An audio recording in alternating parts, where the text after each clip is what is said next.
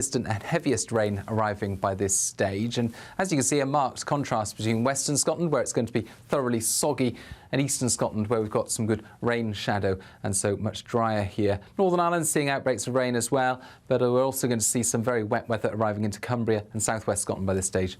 Wales, some light showers, but the south and southeast of England mostly dry. Now, overnight, that heavy rain continues to mount up across the hills of western Scotland, widely 50 millimetres or so, and for some of the wettest spots, Mull, Skye, West Highland, Argyll, especially over higher ground, there's the risk of 100 to 150 millimetres. That could cause some localised flooding, so a rain warning in force.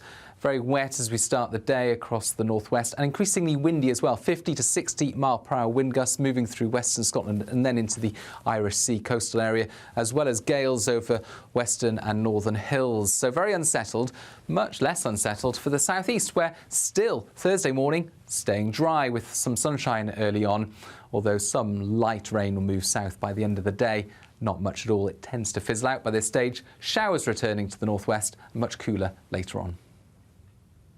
That warm feeling inside from Boxed Boilers, sponsors of weather on GB News.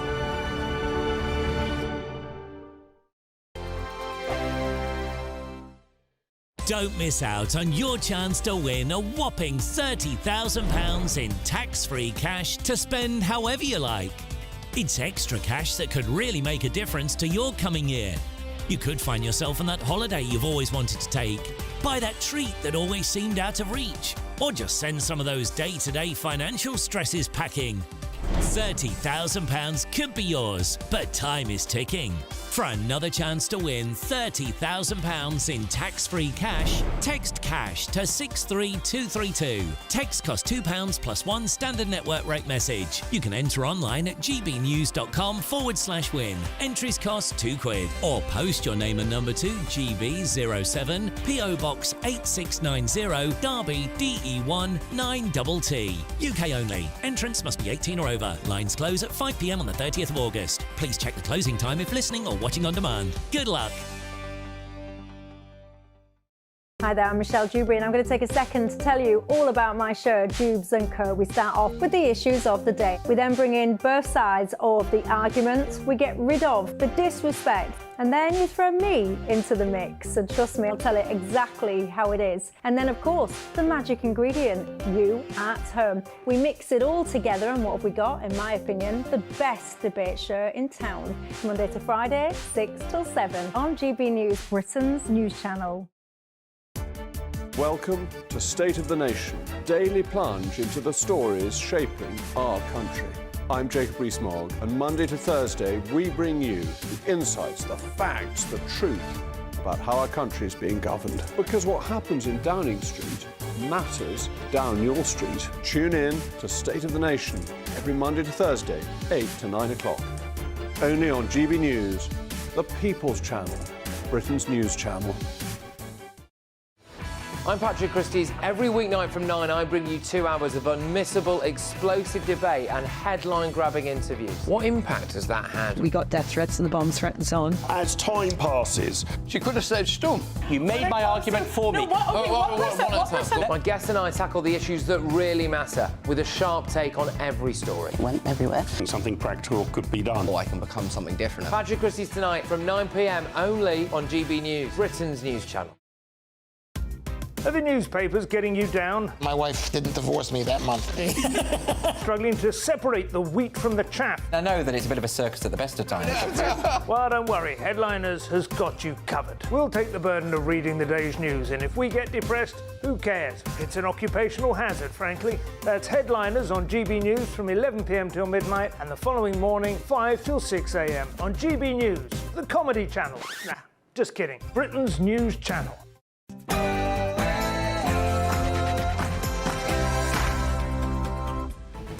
Good afternoon, Britain. It's 12 o'clock on Wednesday, the 21st of August. I'm Emily Carlman. And I'm Patrick Christie's. Lock 'em up and deport more migrants. Those are the words of Home Secretary Yvette Cooper as she vows to supercharge immigrant removals to levels not seen since Theresa May was Prime Minister. Do you believe her? And hoping for a miracle, divers begin day 3 of the search of the capsized super yacht With one person confirmed dead, 6 people still missing, but the development there is that apparently they have now smashed their way into the hull of that ship. We'll bring more to you as we get it. We will indeed. And Labour's bombshell tax on Brits. Chancellor Rachel Reeves is poised to unveil her, in quotes, aggressive tax-raising agenda as she's accused of hypocrisy over receiving £300,000 or so in donations and freebies, just as she scraps winter fuel payments for millions of pensioners. And are we raising a snowflake generation? Why did so many pupils skip their exams because they have anxiety? Actually, do parents need to tell them to toughen up? And hefty hippos, greedy gorillas will take you live to Whipsnade Zoo as it hosts its annual animal weigh-in today.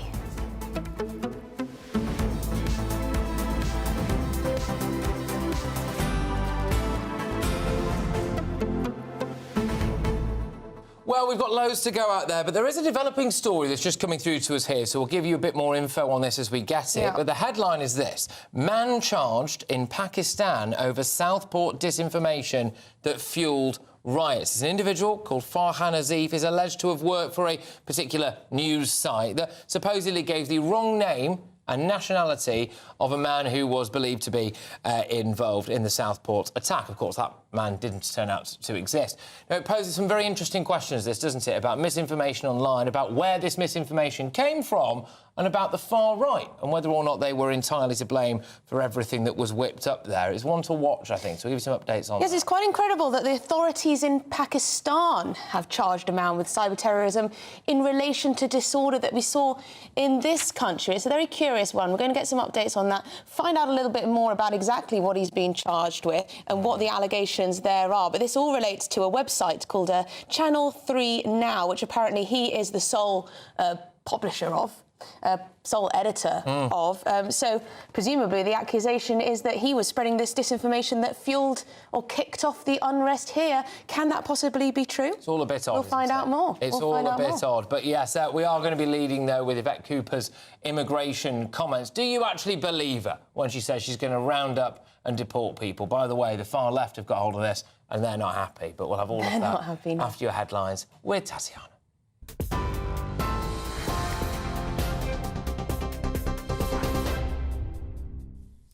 Emily Patrick, thank you very much and good afternoon. The top stories this hour. A team of 4 British inspectors from the Marine Accident Investigation Branch have now arrived in Sicily, where they're expected to look at the site of the sinking yacht as the search for 6 people now enters a 3rd day. They're expected to carry out preliminary assessment of the site today. The MAIB is looking into what happened because it's understood the vessel was flying a British flag.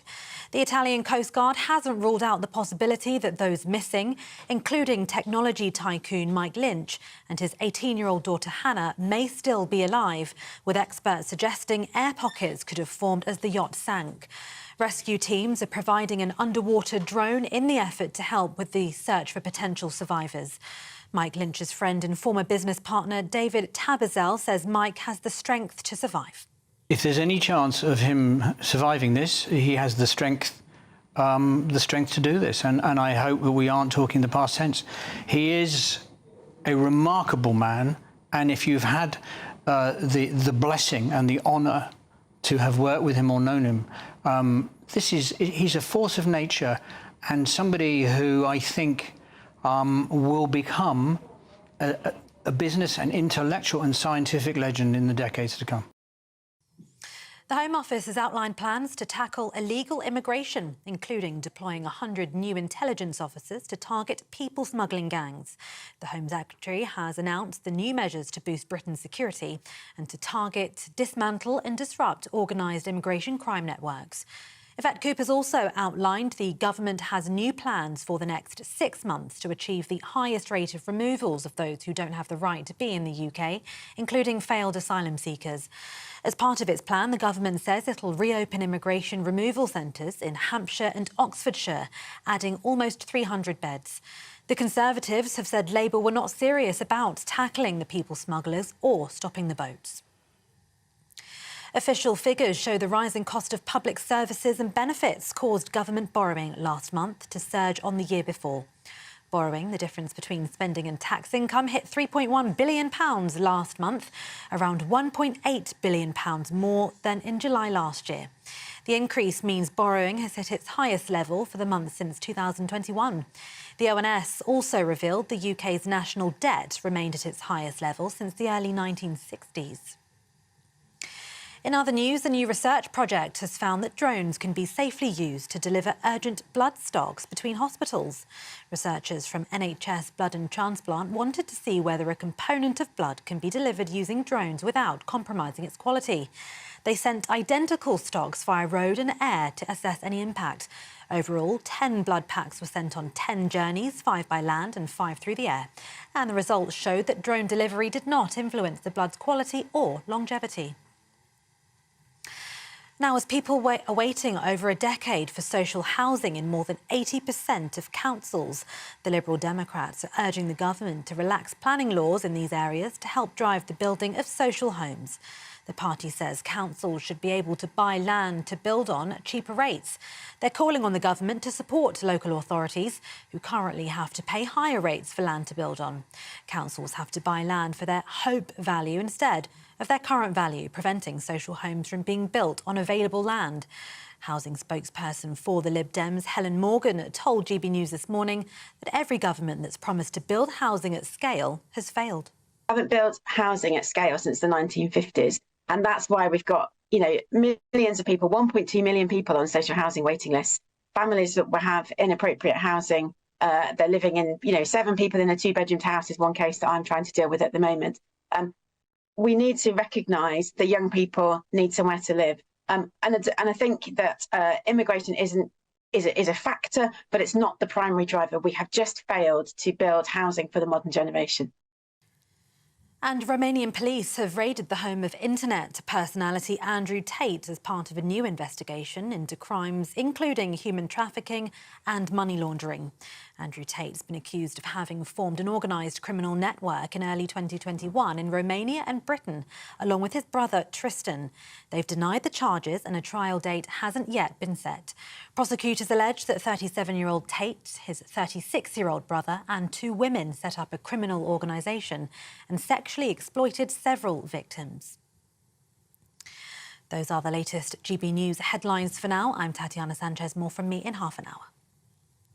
For the very latest GB News direct to your smartphone, sign up to News Alerts by scanning the QR code or go to gbnews.com/alerts.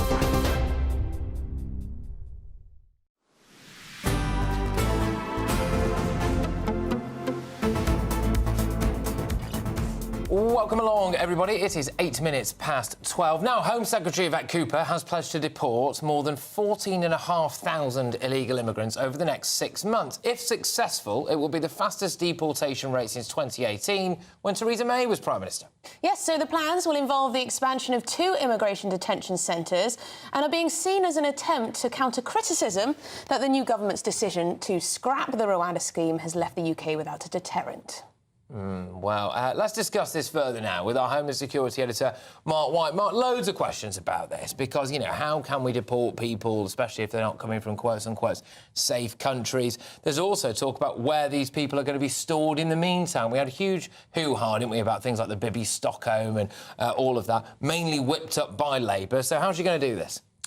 So these are the enforced removals of people who don't have the right to remain here. So only a fraction of them are actually people that come across the channel. The vast majority of illegal immigrants in this country are people that come on student visas, on tourist visas, have come into the country via other means and have overstayed their welcome here, and they are then working in the illegal economy.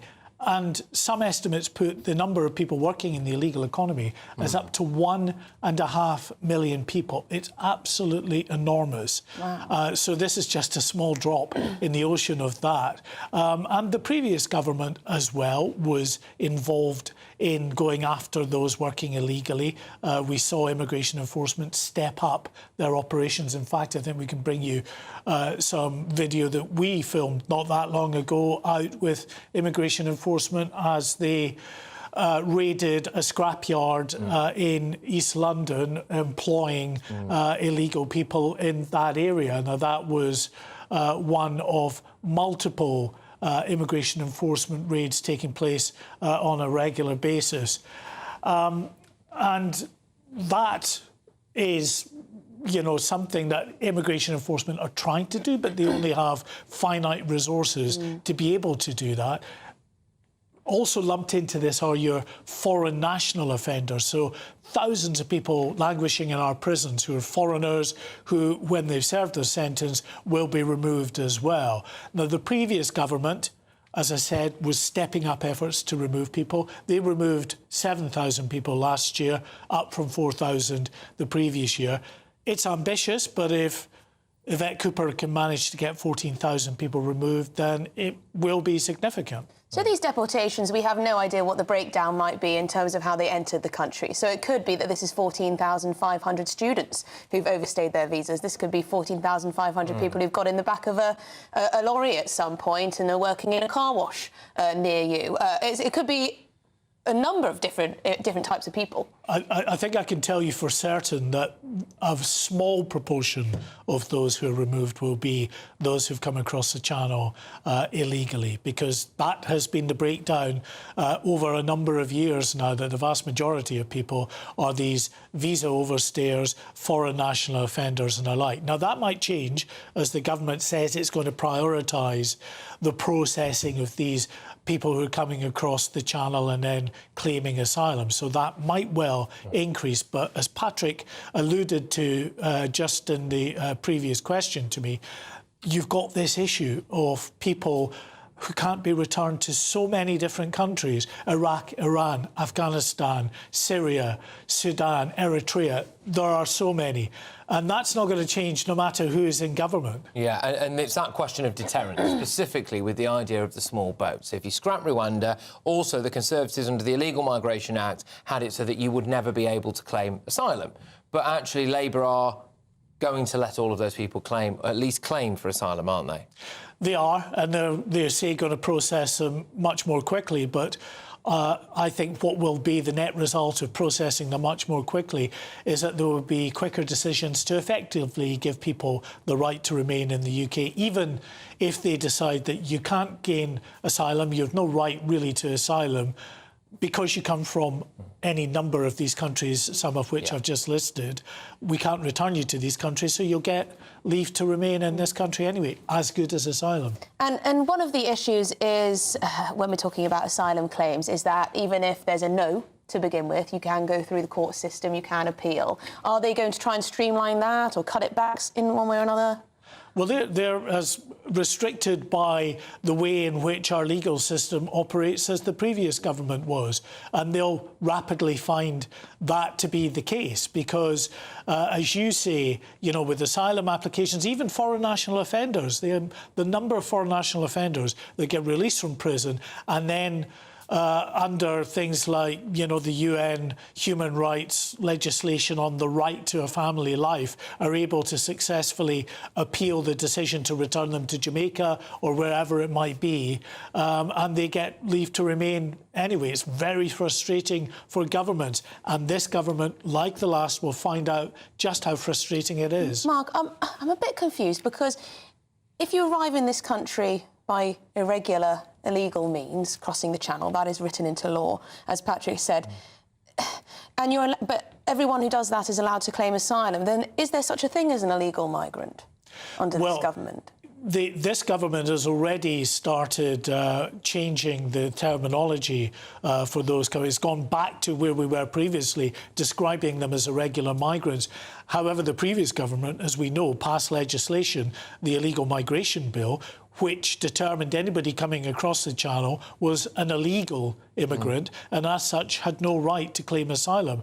So the government is going to have to change policy and change the law to be able to ensure that people can actually claim asylum again and are not illegal immigrants. Presumably on that then, Labour are going to have to change that law. So they're going to have to essentially repeal the Illegal Migration Act. So in the next few weeks, or however long it could be, that's one to watch, that Labour are basically going to repeal the Illegal Migration Act, we think. Well, if they don't, then they leave themselves open to a challenge from the other side. We say that you can't do this because a law was passed that says anyone coming across the channel by irregular means is deemed illegal and therefore is not eligible for an asylum claim. So it'd be interesting to see just how they get on and whether they have to amend that law once again. It'd be quite interesting to have a load of right-wing immigration lawyers, wouldn't it? See if they actually brought a court case to say you're not adhering to the Illegal Immigration Act, which would be fascinating. Well, indeed. Goodness me. Well, thank you very much, Mark. Mark White, our Home and Security editor, for taking us through all of that. Yes, indeed. Look, just before we go to our next guest, I think it might be interesting just to hear a little bit from a Home Office minister that we had, someone working who's in the Home Office, just to try and sell this to us, right? Because basically they are now going to have to try to sell this idea that illegal migrants are going to be kept in detention centres for longer, and then 14,500 of them are somehow going to be deported just magically. So here they are. We need to see this action taken, working alongside Europol and our international partners, so that we can see this action being taken that's having then an impact on what we're seeing on our borders. But it's also really important that we see enforcement, and that's why we're increasing as well over the next 6 months a surge in returns, because it's really important that those who have no right to stay are also removed from our country. And just in the last 6 weeks alone, we've seen 9 return flights, including our largest ever charter return flight, with over 200 people returned to their country of origin who have had no right to stay. OK, well, let's introduce now human rights lawyer Shoaib Khan. Shoaib, great to see you. Thank you very, very much. So Labour have set out these particular plans. Will you be bringing a raft of lawsuits against this? I don't know, to be honest. I mean, considering the situation as far as we know right now, as is usual, what we have is this rhetoric, slogan. We don't really know what they mean and how they're going to do it. So we know what the target is. You know, we're going to be deporting or removing the largest number of people ever within this period. Does anyone know how they're going to do it? So I think, you know, that's the whole point of it, isn't it? But also, I mean, I think other than the specifics of this policy, the whole point is, I mean, I think it's quite ridiculous, especially considering a new government that's just come in. Considering the past 14 years, we know, you know, the Home Office, so many other government departments, immigration, asylum, everything was in total, you know, quite chaotic, you know, quite destroyed in many ways after the Tory left them. So I think Labour needs to take its time. I don't think anyone would blame them if they took a few months to come up with this sensible, workable policy. They shouldn't just be saying, OK, we got rid of Rwanda, so before the media and other people come after us... All they're really saying here is that they're going to try and deport 14,000 people, which is something that governments have been at least trying to do for years and years and years. I mean, I don't see how this is diving in head first to changing things dramatically, is it? No, so that's the whole point. It's not changing things. But we know that, you know, Theresa May, Amber Rudd, you know, the list of Priti Patel, Sajid, everyone just kept saying these things and none of it happened. And that's my point. How are you going to do it? We know, you know... I mean, do you think the government should be trying to deport people who are here illegally? What it needs to be doing is set up a humane, fair, respectable, reasonable system. If at the end of that, yes, someone needs to be removed, then yes. But the whole point is, if we're going to say, you know, within 6 months, we pledge to remove 15,000 people, then we know what's going to happen. 5 months Mark White just told us that most estimates say about 1.5 million people are in this country illegally. So 14,500 is just a tiny, tiny fraction of that. I don't really understand the point you're making. No, the point I'm making is it's going to be the easiest people, the people who can easily be deported, and that's what they're going to go after. They're not going to deal with any complex cases. They're not, you know, anyone who they think either doesn't have the resources to bring a legal challenge, someone who won't be able to fight against the Home Office. Those are the people they will be targeting. People just arriving in the country, for instance. People just arriving at airports. You know, if 1,000 of them get deported, students who just arrive in the country and they get sent back to the countries, that's 1,000. And just 15 more times you do that, that's the target met. But has it actually made any difference? Okay. That's the whole point. They're just going to be going after the easiest cases. And that's why I think these targets are ridiculous. The point is, take your time, set up a workable, humane system. OK. All right, Shoaib, thank you very much. Take care. That's Shoaib Khan, the human rights lawyer. Can I just say one thing very, very quickly before we go to our next guest? Go on, then. I think sometimes the psychology of some of these human rights or immigration lawyers is a case that's just happened literally in the last couple of days where an asylum seeker has been jailed for attempted murder after stabbing his own solicitor, OK? And that solicitor is quoted as saying that he feels sorry for that particular individual because he had a complicated 5 years of residency applications and he would have been granted permanent residence had he not stabbed him. And you think, what is the psychology of some of these people that are... Well, that's an extreme case. Of the, working in the legal profession when it comes to this. I think that says a lot. I mean, I would agree with Shoaib that targets can be a bit pointless, but the idea that they should just take their time and spend years and years and years consulting on these types of things is for the birds. Anyway, the search continues for those missing aboard the sunken super yacht in Sicily. Divers have now broken a window and entered the vessel's hull. Yes, so this comes as Italian officials began to investigate whether hatches have been left open by crew members, and that may have caused the yacht to sink. We can get the latest now from Italian journalist Angela Correa. So, Angela, thank you for joining us. There's a lot happening literally as we speak at the moment. Apparently they've entered this ship. Some question marks, I think, from people over here as to why it's taken them so long to do that. What do you know about what's going on? First of all, the time of the compression, the saturation that the divers have to follow, it's a protocol. When they go down, it's very deep, it's some 50 meters. So it takes them 1 minute to go down, 1 minute to come back up, it's already 2 minutes. And down underwater, they can stay only 10 minutes per dive. Plus, a lot of furniture, pieces of furniture and objects. They are in the middle of the way, and the spaces are very, very narrow. In fact, the divers, they are employed, they are cave divers. So they are professional in caves, so very narrow spaces. And yes, right now they are also using ROV, remote operated vehicle, because to try to see what's inside, if they find anyone. Well, exactly, and people desperately clinging to hope that there may be some kind of air pocket in there. But the other development today is that the kind of call for potential prosecution here is already starting. An investigation as to whether or not hatches or portholes were left open. Could you just explain that to us, please? Yes, the prosecutor's office of Termini Imerese, which is a municipality in Palermo, has already opened an investigation because to understand exactly what happened, because this was a new vessel, a luxury vessel, and it was built in 2008 and refurbished in 2020. So they want to understand why it went down so quickly. Apparently like 60 seconds and the boat was underwater. Moreover, the divers are saying that the boat doesn't have damages, and it seems like also the sailing mast is intact. So, and all the other boats in the harbor, they weren't damaged.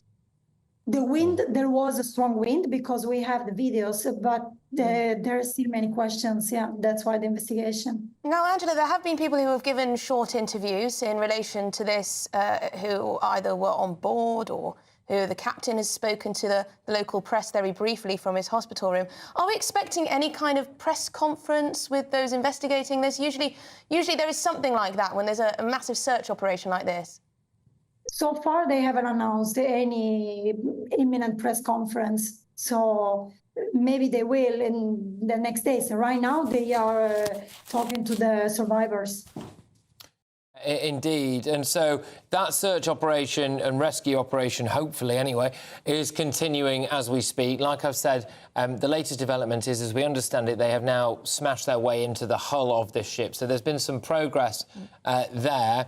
I do wonder whether or not that well, frankly, what that means when they think about their chances for survival. We're hearing about the possibility of air pockets, Angela. You know, is that kind of hoping against hope? Is that what you're hearing from the Italian authorities, that they think that there's still at least a chance that some people could be alive there? I'm not too sure they are positive, but the hope is the last to die. So we are still hoping. Until they find anyone, we keep hoping.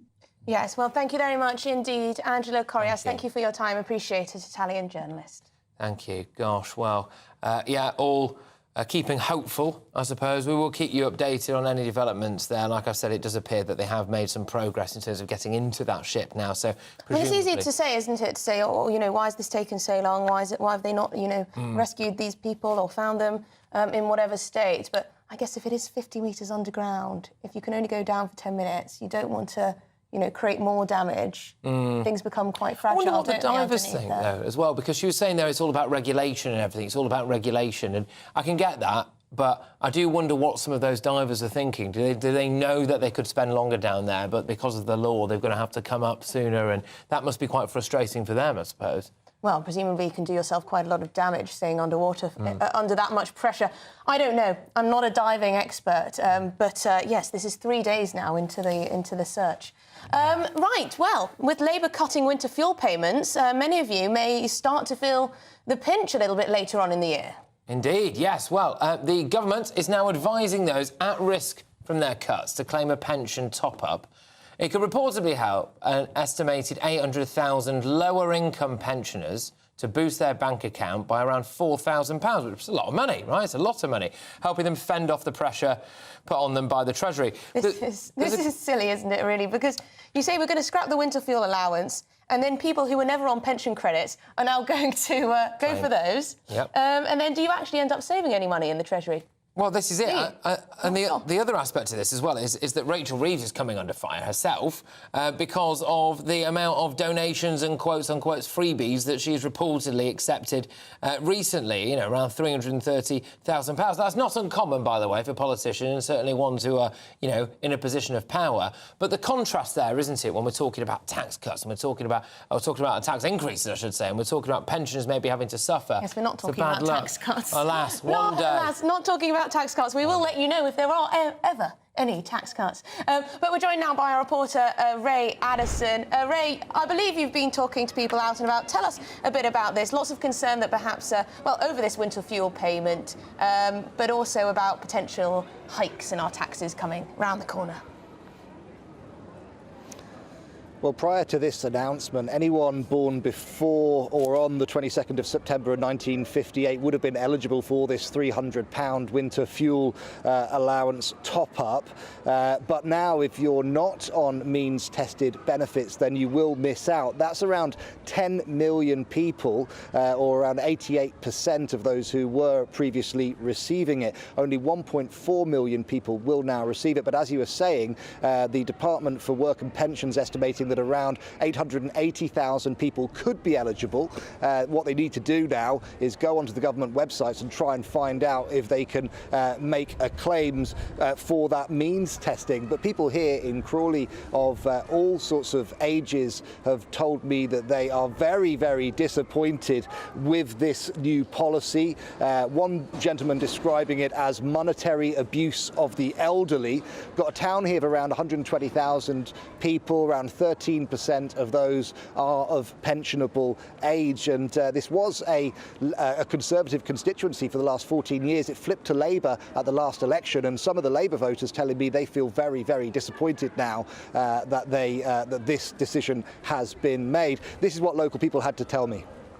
I've got friends that are struggling anyway, so without that winter fuel payment, they're going to be in really trouble. It's such a fine line of approximately £20 or so between getting it and not getting it. And I think a lot of people are going to struggle that are very much on that borderline. The doctors a big rise, giving the railway workers a big rise, and they're taking the money off of us, and I think that's disgusting. By the sounds of it, I'm going to get no payment this year, which I'm very deflated about because, you know, we're the people they should be helping. Well, YouGov's done some polling and they've found that 59% of people who were asked are against this plan change by the Labour government, and people here telling me that they feel they're now going to be struggling significantly and will have to either reduce the amount of heat that they use in their homes or the amount of food that they eat. Thank you very much indeed, Ray. Interesting that people are saying, you know, they've got the money for these pay offers for train drivers, but not for fuel payments for pensioners. Politics is all about priorities and trade-offs, and it's which ones you go for. Yeah, I mean, the and latest... in this case, it's punishing the pensioners in a way. Yeah, I mean, the latest stats I saw today on it was that about 53% of people think that this winter fuel payment reduction for pensioners is a bad idea. It might also just prove to be a false economy, which is exactly what you were saying earlier, Emily, which is that if more people just go on to claim, you know, what they can claim, as opposed to before when they were just getting it naturally, then that could cost us all more money. Because there are a lot of older people who don't really want to always sign up for various benefits. They don't really always want to get the most out of the state as they can. But then, if you're told your winter fuel allowance is going, you're obviously going to look into these pension credits, see what else you can manage to get. So this might be a bit of an own goal for Rachel Reeves, because it makes her look a bit nasty. But then it may not even save any money anyway. Yeah. So we shall see what actually happens in the budget. But that's the plan so far anyway. It is. Well, we've got loads more coming up on the show. Snowflake generation. OK, so children now are apparently skipping exams, important exams like GCSEs, because of anxiety. Well, I'm sorry, but who's letting them do that? Who is letting them do that? Are the parents letting them do that? Are the schools letting them do that? I do wonder as well if the parents are also signing them up to various different benefit systems as well. Could that be part of it? I've seen a sharp rise in, you know, disability allowance for ADHD and the like, and anxiety, of course. But perhaps this is all a knock-on effect of all of those lockdowns during COVID. Let us know your thoughts. We'll have that debate after your news headlines.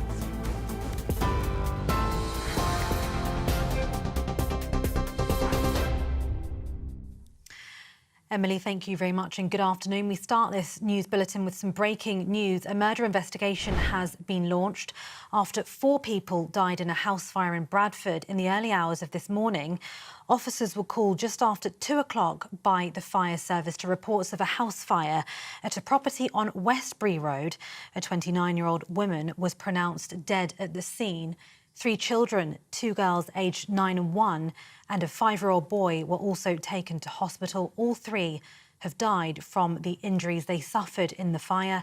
A 39-year-old man was arrested at the scene on suspicion of murder and taken to hospital with critical injuries. More on this as we get it.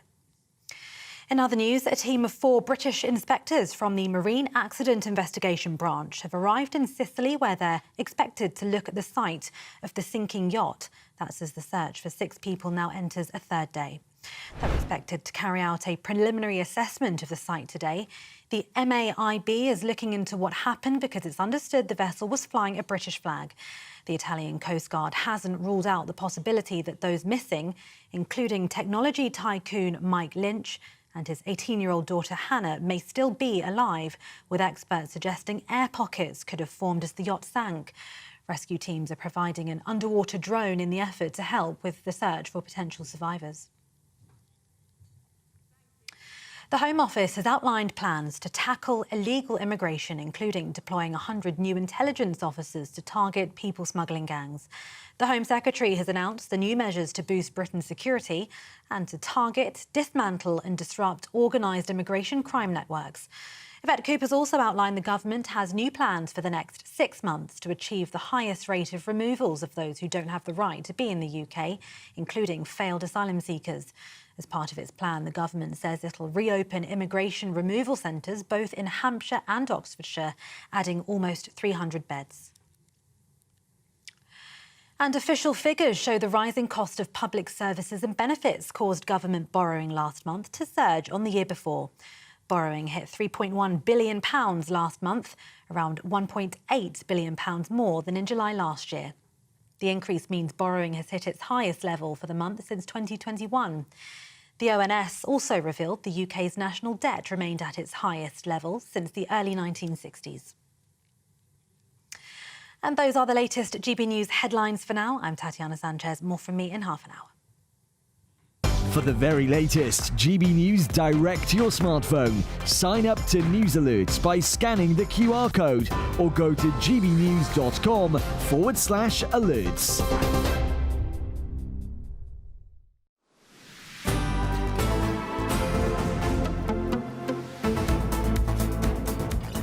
Welcome back back to Good Afternoon Britain with me, Emily Carver, and Patrick Christie's. Today it is now 12:34, and a debate is raging over whether today's youths are being coddled into becoming what's called a snowflake generation. Overly sensitive, unprepared for the real world out there. That's been intensifying with recent events sparking fresh controversy. Yeah, so look, on one side, concerns about rising exam anxiety and absenteeism amongst GCSE students fuel the argument that we need to do something to change our education system because it piles too much stress onto young kids and it damages them mentally. Of course, the other side to this is that you need to grow up, get stuck in, be told that you have to do things occasionally in life that you don't like, and life isn't always easy snowflake. I wonder which side you're on, Patrick Christie's. On the other side, well, this is another part of the conversation, really. Television presenter Kirsty Allsopp. Now, she decided to let her 15-year-old son travel across Europe on interrailing without adult supervision, and that's ignited a bit of a debate about whether we underestimate young people's capabilities by sheltering them too much. She said, you know, if you're afraid as a parent, if you're always scared of things that could happen, then you pass on that anxiety to your children. Yeah. So she said it's perfectly fine. So look, are we now guilty of raising a snowflake generation? Get your views coming into this, so gbnews.com/your say. Are we raising a generation of softies? Well, I think it's time that we put this one over to our guest, didn't we? Joining us now is journalist and author Julie Cook, who thinks that it is good for teenagers to have a bit of independence. We also had child behaviour expert Amanda Jenner. Julie, I'll start with you on this. So, are we actually raising a snowflake generation? I think if you look at it en masse, as you just have, it can look that way. I don't think all of us are, but I think if we do, as you say, allow people to have time off from an exam because they're anxious, unfortunately, that anxiety is only going to be postponed until the next time you're going to be anxious. So a job interview, for example, or a person you don't like in the workplace that we all have to deal with at times, or the anxiety of going for a doctor's appointment on your own the first time. There's all these first times for young people that they have to overcome. And exams are hugely important to their future. So I, for one, I have a 15-year-old son who's going to take his exams next year. I wouldn't allow him to take time off for anxiety because, number one, it's a really important time of your life. But number two, you're only postponing anxiety further down the line at other points in your life. Amanda, do you think that some parents indulge their children's anxieties a little bit too much? So, you know, if your child came to you as a parent and said, you know what, Mum, I'm just feeling far too anxious to do this exam tomorrow. I mean, what should a parent say? I think, you know, there's two sides to this. I'm a parent. I've got a 17-year-old. I've actually just been through it. So it was, you know, we had quite a tough time with it. And I think that for children that suffer with anxiety and mental health, you know, this could really level it up from just going into an exam. So we have to be very careful. There's a certain line that we can cross with just saying you have to sit that exam. That's it. But, you know, there's an increase of self-harm, you know, children becoming like recluses. They don't want to mix with people because they're so nervous about taking their exams. So we have to listen to them. We can't. You know, I totally disagree with forcing a child to do it if they suffer with anxiety. You know, I know they have to do it, and I'm hearing what you say, but I think that there's been so many cases, and I hear it all the time, and it's worrying. It's a worrying thing. It is worrying. I do think that another thing that's worrying, though, Julie, is how many young people are not even bothering to look for work these days. How many young people are signed off on some kind of mental health issue. And Adrian's just been in touch on your side to say a lot of these kids are spoilt rotten by mammy and daddy. That's the trouble. And I would argue that missing an exam causes more anxiety than doing it and not necessarily doing that well. Precisely. As I say, it's a very important time. Rightly or wrongly, that is the time your life is kind of decided to some degree, whether you'll go and do an apprenticeship or get a job or go to college and then university. It's quite an important crossroads in young people's lives. And I think if you don't take that at that time, the anxiety, as I say, kicking down the curb will still come back to you. You will see your peers moving on through the education system or getting a job and you won't. That's more anxiety. You're going to be worried about yourself. Oh, I should have done it. Oh, why didn't I do it? I think there are some things in life we just have to get on with and do, unfortunately. We're not asking them to go off to war, thank God, or to, do something horrendous. It's doing an exam, which everybody else is doing. I agree. If someone suffers extreme, terrible anxiety to the point of needing medication, that's a different issue. But I think it's wrong to say, oh, you're feeling a bit anxious about it, don't do it. I think that's part of life, unfortunately. It is part of life. I mean, that's true, isn't it, Amanda? I mean, anxiety is a normal feeling that most of us will have at one point in our lives, if not at one point during the day. It is something that we have to learn to, work with, isn't it, Amanda? Yeah. And if you just say, oh, you don't have to do anything that makes you feel more anxious, then you're not going to achieve much, are you, Amanda? No, I mean, at the end of the day, we've all been there, haven't we? Started our first job. And, I remember feeling anxious a very long time ago when I sat my exams and, walking into that room. But the trouble is there's a lot of children that are suffering, because they're silently having anxiety. And this is the problem where we have to, watch out with our children for that. But I also think there's a lot of pressure. The minimum is 5 GCSEs. That's, but they're saying to take 9 or 10. That's a lot of GCSEs for a child to take. And I think some schools are great because they can go separately. If they're worried about walking into that big room where there's lots of children scribbling away and answering everything and you're sat there. I remember that day. So obviously I had a little bit of anxiety, but I think that there's got to be allowances. Yes, they do need to experience these things and come out of their comfort zone, but there's a line that we have to be very careful of crossing. I'll put one question, because this is Kirsty Alsop that has sent her child, 15 years old, interrailing around Europe. I mean, Julie, would you allow your 15-year-old son to do that? I would actually. I've actually just written a piece on this today for a newspaper because I don't often agree with Kirsty Alsop, but on this I really do. He's only just shy of 16, this boy, anyway. It's not sort of like, he's really underage. And I think I've written my piece. I think it's really important to test our comfort zones. He wasn't thrown into Kabul. He was traveling around European cities with a friend, and he'll have lifelong experiences from that. And I think, again, she's being sort of vilified for this by a lot of the mummy mafia, saying that, it's incredibly dangerous and neglectful. But actually, 16 used to be. I mean, I've interviewed people who were 16. They ran off to the Navy 50 years ago. They left their mother a note and joined the Navy. Yeah, we're growing up later and later, aren't we, really, in a lot of ways? I mean, Amanda, would you be worried about allowing your child to go off at that age? Yeah, I mean, my son went travelling. He was like 20 and I was worried. So 15, I definitely don't, I was like crying my eyes out when he left. But 15, my daughter's 17. And seriously, she's really independent, but I would really worry. I mean, it is a big thing to do at 15. You're not an adult. And would you say no? Would you just say no? I would say no. You'd say no. No, well, there you go. I do agree with it. I'd say no. Two different types of parents, two different decisions there. I think there is a difference with gender sometimes, though. I think sometimes mums are a bit more worried about their daughters, perhaps, with respect to safety. But, I mean, maybe someone will argue with me on that point. But thank you very much, Julie Cook, journalist and author, and Amanda Jenner, child behaviour expert. Look forward to reading your article, Julie, on that one. Right, we've got some good comments here as well. So I'm going to whiz us into the Your Say inbox here. Ooh, what's in there? Imagine what this country will be like when we get our first snowflake Prime Minister, says Philip. Well, quite, although, we are where we are.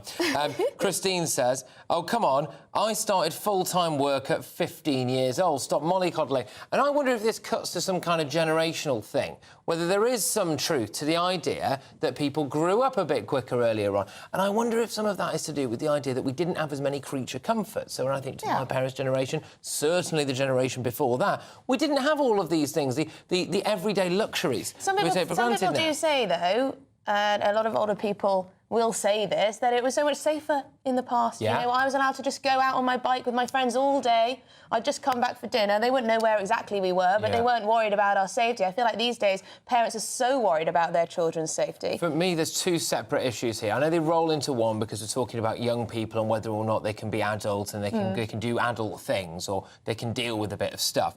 The exams thing, for me, will be a non-negotiable. Now, every single person in this country has to take exams at a certain age. And with the best will in the world, you are not special in that regard. You have to do that exam. And even if you don't do your best or you fail or whatever, you've still done it. Because if you can't do that, how on earth are you going to deal with going into a workplace environment, your boss shouting at you, dealing with pressure, dealing with other people's money? If you work in an environment where you're trying to, you know, be part of a business, you're dealing with other people's money. And you're going to think everything's optional, aren't you? Yeah, so if you're told to, you know, you have a big pitch to do at work, and you say, oh, I can't actually, you know. Yeah. It's a little bit too stressful. I couldn't do it. Well, you're not going to do very well in life, are you? No. But then also children have gone through quite a lot with lockdown, Patrick. They have. They, you know, were at home, not really speaking to each other apart from maybe exchanging texts and maybe phone calls, although a lot of young people don't even like to make phone calls anymore. So a lot was disrupted. I could see why there's a heightened sense of anxiety, but I also do think it's indulged a little too much. I do think that the interrailing thing, this idea of travelling around Europe when I was 15 years old, I mean, Recipe for oh disaster. my gosh, could you imagine what would have happened? No, that's a shocker. Would have found you in a skip. And we talk about it all the time, don't we? This idea that Europe is becoming less safe and that everything feels a bit less safe and crime. So for me, there's two slightly different issues. You know, I would make a child do an exam, even if they got a bit anxious. I would be less inclined to go and, you know, let them walk around somewhere in Europe that might have a few issues these days. You'd be more worried about a girl, wouldn't you? Yeah, obviously. Girl being on her own. Yeah. Unless you knew kickboxing. We'll keep your views coming in on this. I mean, lots of you saying how much older you were as a young person than children are today. I think that's true. I think we're growing up much slower. You know, lots of people living with their parents till they're in their mid-30s. I mean, you know, you're not going to be as independent as if you're paying all your own bills and your own mortgage and all of that. This idea that we're getting a lot of this, and just final comment on this, a lot of people saying, like Shirley, anxiety is normal. We all feel anxious sometimes. And I think there is this thing, isn't there, that some things in life, unfortunately, you're supposed to feel a bit anxious about. And sometimes some things happen in life that you're supposed to feel a bit depressed about because they're sad. That doesn't necessarily mean to be diagnosed, maybe. But anyway, there's all this safe space stuff, isn't it? A safe space. Well, it's a safe space here. Yes, get your views in. Let us know your thoughts. Yeah. We've got lots more coming up, including this zoo weigh-in. Yeah. Hefty hippos, greedy gorillas. What animal will we see weighed in? I used to get weighed at the zoo. Anyway, we've got all that and more coming your way very, very shortly. It takes me back. Keep it. Good afternoon, Britain, right here on GBNews. Yes.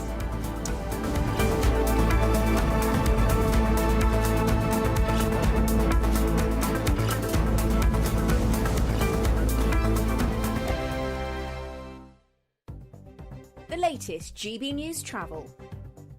I'm John Vincent. We're seeing queuing traffic on the M62 eastbound in West Yorkshire. It's all due to an earlier accident between junction 28 Tingley and 29 for Lofthouse. Slow for the M61 southbound in Manchester at junction 1, the Swinton interchange. Traffic struggling in the West Midlands. Very slow for the M5 northbound from junction 1 West Bromwich all the way up to junction 8 of the M6. In Hampshire, we're seeing slow traffic on the M275 southbound towards Portsmouth at the Rudmore roundabout. We're getting reports of an accident on the M5 in Somerset between junction 19 Portishead and 20 for Clevedon. Queues in the roadworks in Kent for the M26 westbound at junction 5 where it meets the M25. And on the M25 anti-clockwise near London, we're seeing slow traffic in the roadworks just before junction 25 Enfield. And that's the latest traffic and travel news.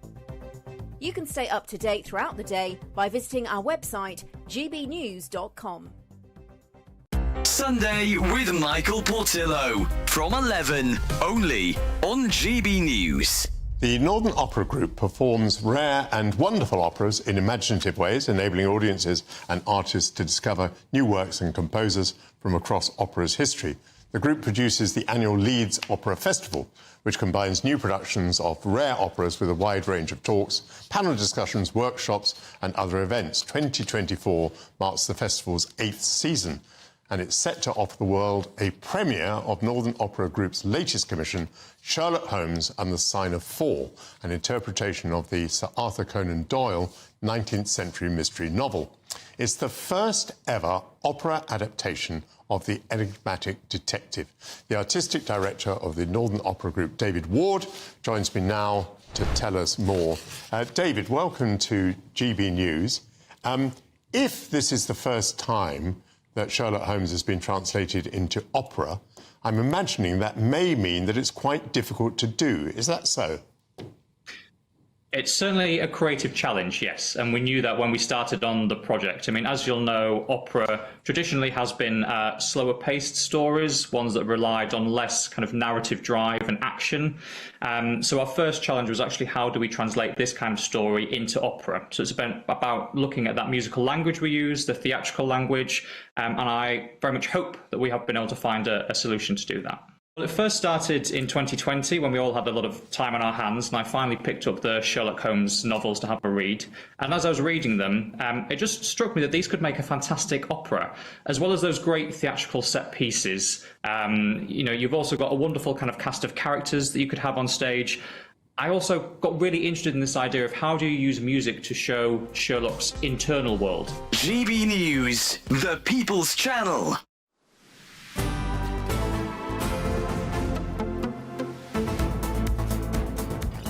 Well, 12:49 is the time. You're watching and listening to Good Afternoon Britain. Now, from giraffes to giant snails, tigers, tortoises, thousands of animals will step, slither and crawl onto the scales today at Whipsnade Zoo for their annual weigh-in. I went on a school trip there once. Oh, good. Did they weigh you?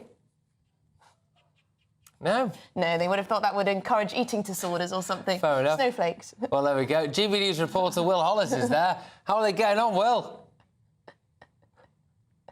Any Ranger Hollis, paging Ranger Hollis. That I've always dreamed of. Do you know, I didn't know I was going to dress like this until 2 minutes before I left the house at 5 o'clock this morning. I thought, you know what, let's go the whole hog. And we're on safari today, and we do have some of the most fantastic animals today. We've got you the elephants. And they're just finishing off their meal where the head keeper, Stefan, is throwing them a little bit of a food so we can see them right in front of us. These are just some of the 10,000 animals that are going to be weighed today and over the days around this period. We've also seen aardvarks, we've seen bears, we've seen giraffes, but elephants hold a special place in my heart because of the film Jungle Book, and I know a lot of people love to come and see them here at Whipsnade Zoo, which is the UK's largest of the keepers here. So you work with animals that aren't just the elephants, but what's so special about these animals here at Whipsnade in Bedfordshire? I think what's we give people the opportunity to come and see these animals. Probably give a lot of people and kids the opportunity to see animals they would never be able to see in the flesh as they can do here. And when they come here as well, the knowledge that they take back and hopefully the difference they will make by going back home, small differences in the way probably that they live their lives, will make a huge difference on wildlife all over the world. These elephants aren't native to Bedfordshire, they're Asian elephants, and you're going to be weighing them. How much do these elephants weigh? More than you'd expect? Yeah, so we weigh these elephants actually not just once a year, we weigh them every month. And the heaviest elephant we have is Ming Yung. He's a bull, he weighs 4,300 kilos. That's our calf, is now 2 years old. It weighs about 600 kilos. And the thing is with elephants, if they would get too heavy, they become overweight, and that's something we don't want to happen. You know, we look at the elephants not just at their weight, but also their body condition scoring, and we've got very close connection with our nutritionist, and we evaluate their diets on a quarterly basis. So we see what's the weight of the elephant, have they put weight on, have they lost weight, and then we can make adjustments to that. Now, one of the things with an elephant is, because they're so big, everything is big about an elephant, and also their poo. So if an elephant does a poo, they can lose about 50 kilos. So a weight loss of an elephant of 50 kilos is not something that we worry about, and even 100 kilos is not a big deal. 50 kilos is pretty much as I weigh, and that's what, just one elephant poop? Yeah, one elephant poo can weigh up to 50 kilos, especially with our bull Ming Yung. Wow, that is incredible. It's not just elephants here, there are thousands of visitors. What does it mean having people come, particularly in the summer holidays, to see the elephants, the giraffes and the aardvarks? I think for us in the summer holidays when people come over is showing the animals to to the general public, but also talk about the conservation work that's happening all over the world by ZSL. So it's not just the people working here on site, but it's all the people working in Asia, in Africa, South America, different places in Europe, and making a difference down there to protect the species that we keep. And there are big elephants like Asian elephants, but also like small animals like partridge snails that, like last year, were released again in the wild. And those are some of the smallest animals. You've got the biggest animals here, and it makes a big contribution to conservation as well, doesn't it, Stefan? What a day to be out here in the field. Not the day that you want to be in the studio. I know. Oh, Will, well done, mate. This is fantastic. Magnificent creatures. Thank you so much, Will. Will Hollis, Ranger Hollis. What a day. They're at Whipsnade Zoo. We've got lots more coming up on today's show. Don't go anywhere. We'll be back with you in just a tick after the weather forecast, actually.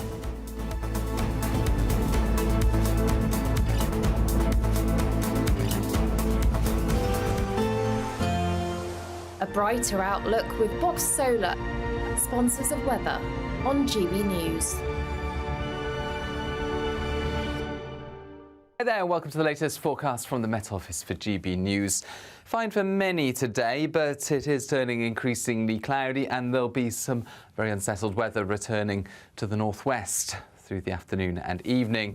A couple of low-pressure systems, one containing the remnants from an ex-hurricane Ernesto, and as such it contains a lot of moisture that will result in an increasingly wet day for much of Scotland, especially Western Scotland and Northern Ireland. The wind's picking up here, some light outbreaks of rain pushing into parts of North Wales. Otherwise, for the rest of the country, it's turning cloudier, but it's staying dry. Temperatures up to 21 or 22 Celsius in the southeast, mid to high teens further north, and feeling unpleasant as the rain turns heavier and more prolonged into the evening, and that wet weather could result in some significant impacts. Some flooding as the rain tots up to 150 millimetres through the rest of Wednesday and into the start of Thursday. Turning wet across Northern Ireland, northwest England and parts of Wales as well. But for eastern England, as well as parts of eastern Scotland, the south, it's mostly dry, albeit cloudy and breezy overnight, and increasingly windy, with those winds picking up to 50 or 60 miles an hour through Irish Sea coasts. That could affect, first thing Thursday, higher routes across southern Scotland and northern England.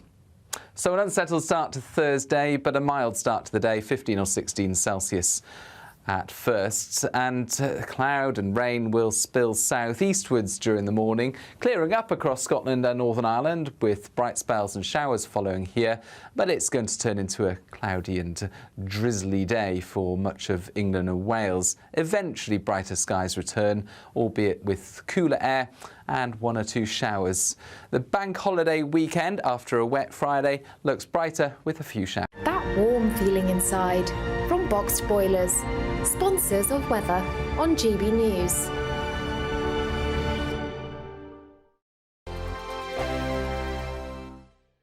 Don't miss out on your chance to win a whopping £30,000 in tax-free cash to spend however you like. It's extra cash that could really make a difference to your coming year. You could find yourself on that holiday you've always wanted to take, buy that treat that always seemed out of reach, or just send some of those day-to-day financial stresses packing. £30,000 could be yours, but time is ticking. For another chance to win £30,000 in tax-free cash, text CASH to 63232. Text costs £2 plus one standard network rate message. You can enter online at gbnews.com/win. Entries cost £2, or post your name and number to GB07 PO Box 8690 Derby DE1 9TT. UK only. Entrance must be 18 or over. Lines close at 5 p.m. on the 30th of August. Please check the closing time if listening or watching on demand. Good luck. GB News Breakfast. Every day from 6 a.m. Fatima's UK campaign, Children and Young People Matter. Because I actually run a campaign, and my ministry today is about looking after children in the care system and improving their life outcomes. You know, for me, I had a difficult start to my childhood, and I will never forget it. I mean, I always say I may have left the care system, but the care system hasn't left me. And I instantly understand the importance of giving our young children and young people the opportunity to also, have good life outcomes. So Fatima UK campaign is all about that. And it's a summit next year. Eamon, I hope you're going to come. No, I know we've talked about this before, and certainly, I believe in what you're doing. I think it's marvellous what you're doing, and that's why, when you think about children, and children are so close to you, and you look at that horror that happened in Southport yesterday, things like that exactly. will really hit home hard. Well, children are the innocent ones, aren't they, Eamon? And this is what we look at when you think they're the future. We've got to start to put them back at the top. And it's a travesty when we see things like that, Omar, that happen. Children are the ones that are impacted. And, it's, for me, really important to be able to do the best we can and looking after their future. And so hopefully, I'm going to the Pyrenees in September, Eamon. That's my next challenge, the Bay of Biscay from France to Spain and back. And hopefully people can go online, fatimascampaign.com, and give generously to help make a difference to these young people's lives. Because, as I say, children are the future. GB News, the People's Channel.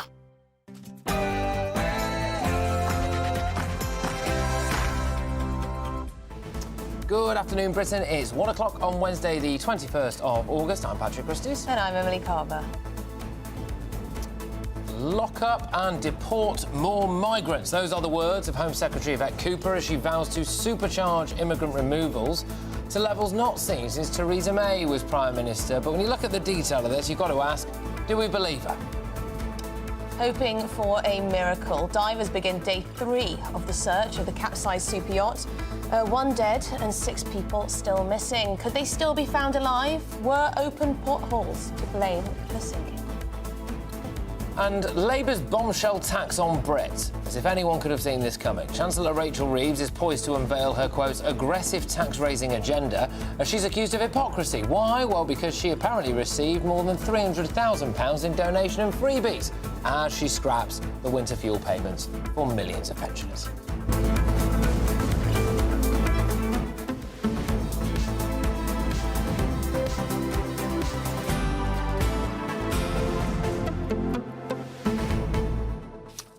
So Yvette Cooper, she wants to remove more than 14,000 illegal migrants in the next 6 months, and that would technically make it the fastest swathe of deportation since Theresa May was in power, but that's only in 2018 they're talking about. So that's the plan.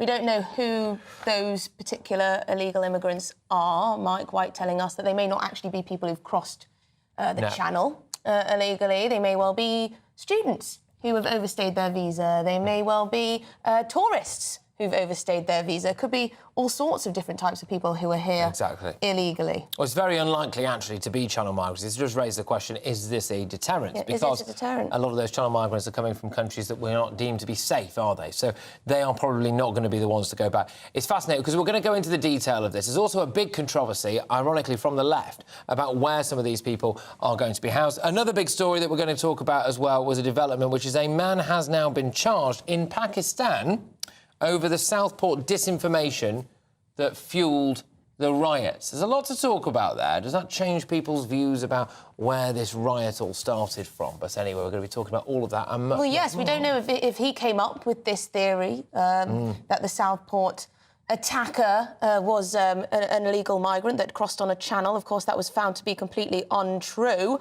But yes, cyber terrorism is apparently the charge. It's very curious. We're going to get some more information on that one in a little bit. But do get in touch, gbnews.com/your say. But should we get the headlines with Tatiana?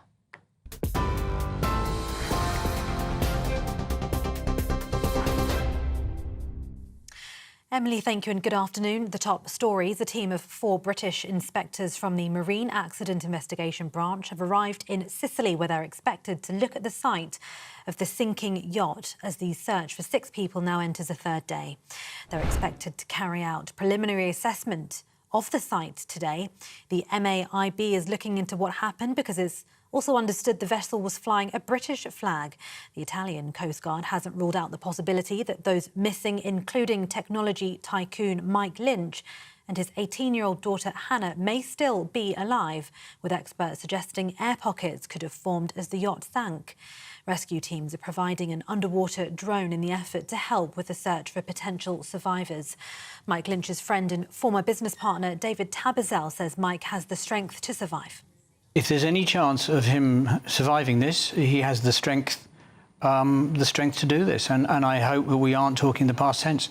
He is a remarkable man, and if you've had the blessing and the honour to have worked with him or known him, he's a force of nature and somebody who I think will become a business and intellectual and scientific legend in the decades to come. In other news, the Home Office has outlined plans to tackle illegal immigration, including deploying 100 new intelligence officers to target people smuggling gangs. The Home Secretary has announced the new measures to boost Britain's security and to target, dismantle and disrupt organised immigration crime networks. Yvette Cooper's also outlined the government has new plans for the next 6 months to achieve the highest rate of removals of those who don't have the right to be in the UK, including failed asylum seekers. As part of its plan, the government says it'll reopen immigration removal centres in Hampshire and Oxfordshire, adding 290 beds. The Conservative Party have said Labour were not serious about tackling the people smugglers or stopping the boats. Police have launched a murder investigation after a delivery driver was involved in a collision during an attempted theft of his van. West Yorkshire Police says officers were called shortly before 7 p.m. yesterday, following reports of a man found seriously injured in Wortley in Leeds. Officers found the victim unconscious. He was given emergency treatment but was pronounced dead at the scene a short time later. Police say the victim, in his 40s, had delivered a package to an address about half a mile away at around 6:45 p.m. and had returned to his van to find a man attempting to steal it. When he tried to stop the offender, he drove off at speed with the victim only partly in the passenger door of the vehicle. Official figures show the rising cost of public services and benefits caused government borrowing last month to surge on the year before. Borrowing hit £3.1 billion last month, around £1.8 billion more than in July last year. The increase means borrowing has hit its highest level for the month since 2021. The Office for National Statistics also revealed the UK's national debt remained at its highest level since the early 1960s. Now, as people are waiting over a decade for social housing in more than 80% of councils, the Liberal Democrats are urging the government to relax planning laws in these areas to help drive the building of social homes. The party says councils should be able to buy land to build on at cheaper rates. They're calling on the government to support local authorities who currently have to pay higher rates for land to build on. Housing spokesperson for the Liberal Democrats, Helen Morgan, told us that every government that's promised to build housing at scale has failed. We haven't built housing at scale since the 1950s, and that's why we've got, millions of people, 1.2 million people on social housing waiting lists, families that will have inappropriate housing. They're living in, 7 people in a 2-bedroomed house is one case that I'm trying to deal with at the moment. We need to recognise that young people need somewhere to live. And I think that immigration is a factor, but it's not the primary driver. We have just failed to build housing for the modern generation. And Romanian police have raided the home of internet personality Andrew Tate as part of a new investigation into crimes including human trafficking and money laundering. Andrew Tate's been accused of having formed an organised criminal network in early 2021 in Romania and Britain, along with his brother Tristan. They've denied the charges and a trial date hasn't yet been set. Prosecutors allege 37-year-old Tate, his 36-year-old brother, and 2 women set up a criminal organisation and sexually exploited several victims. And those are the latest GB News headlines for now. I'm Tatiana Sanchez. More from me in half an hour. For the very latest GB News direct to your smartphone, sign up to News Alerts by scanning the QR code or go to gbnews.com/alerts.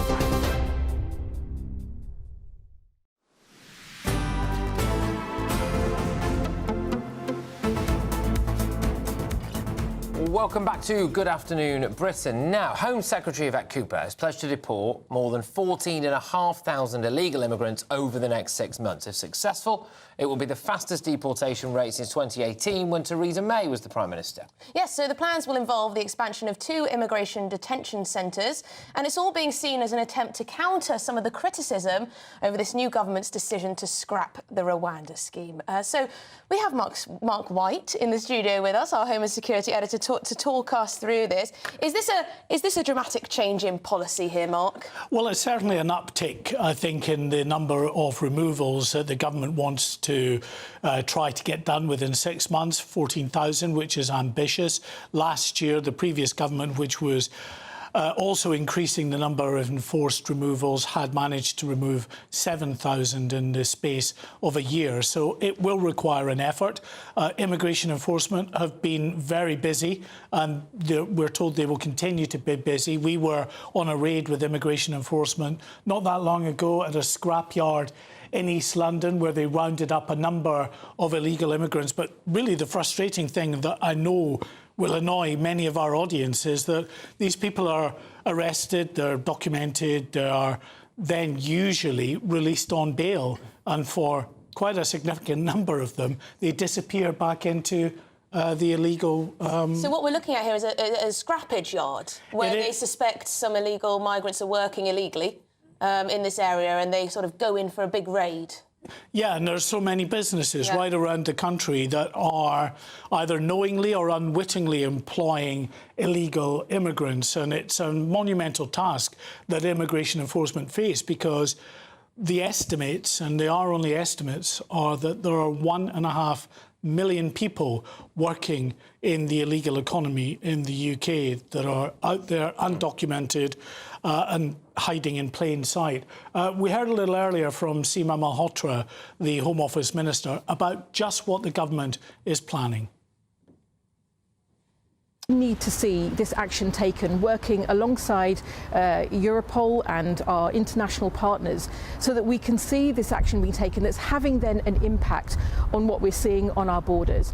But it's also really important that we see enforcement, and that's why we're increasing as well over the next 6 months a surge in returns, because it's really important that those who have no right to stay are also removed from our country. And just in the last 6 weeks alone, we've seen 9 return flights, including our largest ever charter return flight, with over 200 people returned to their country of origin who have had no right to stay.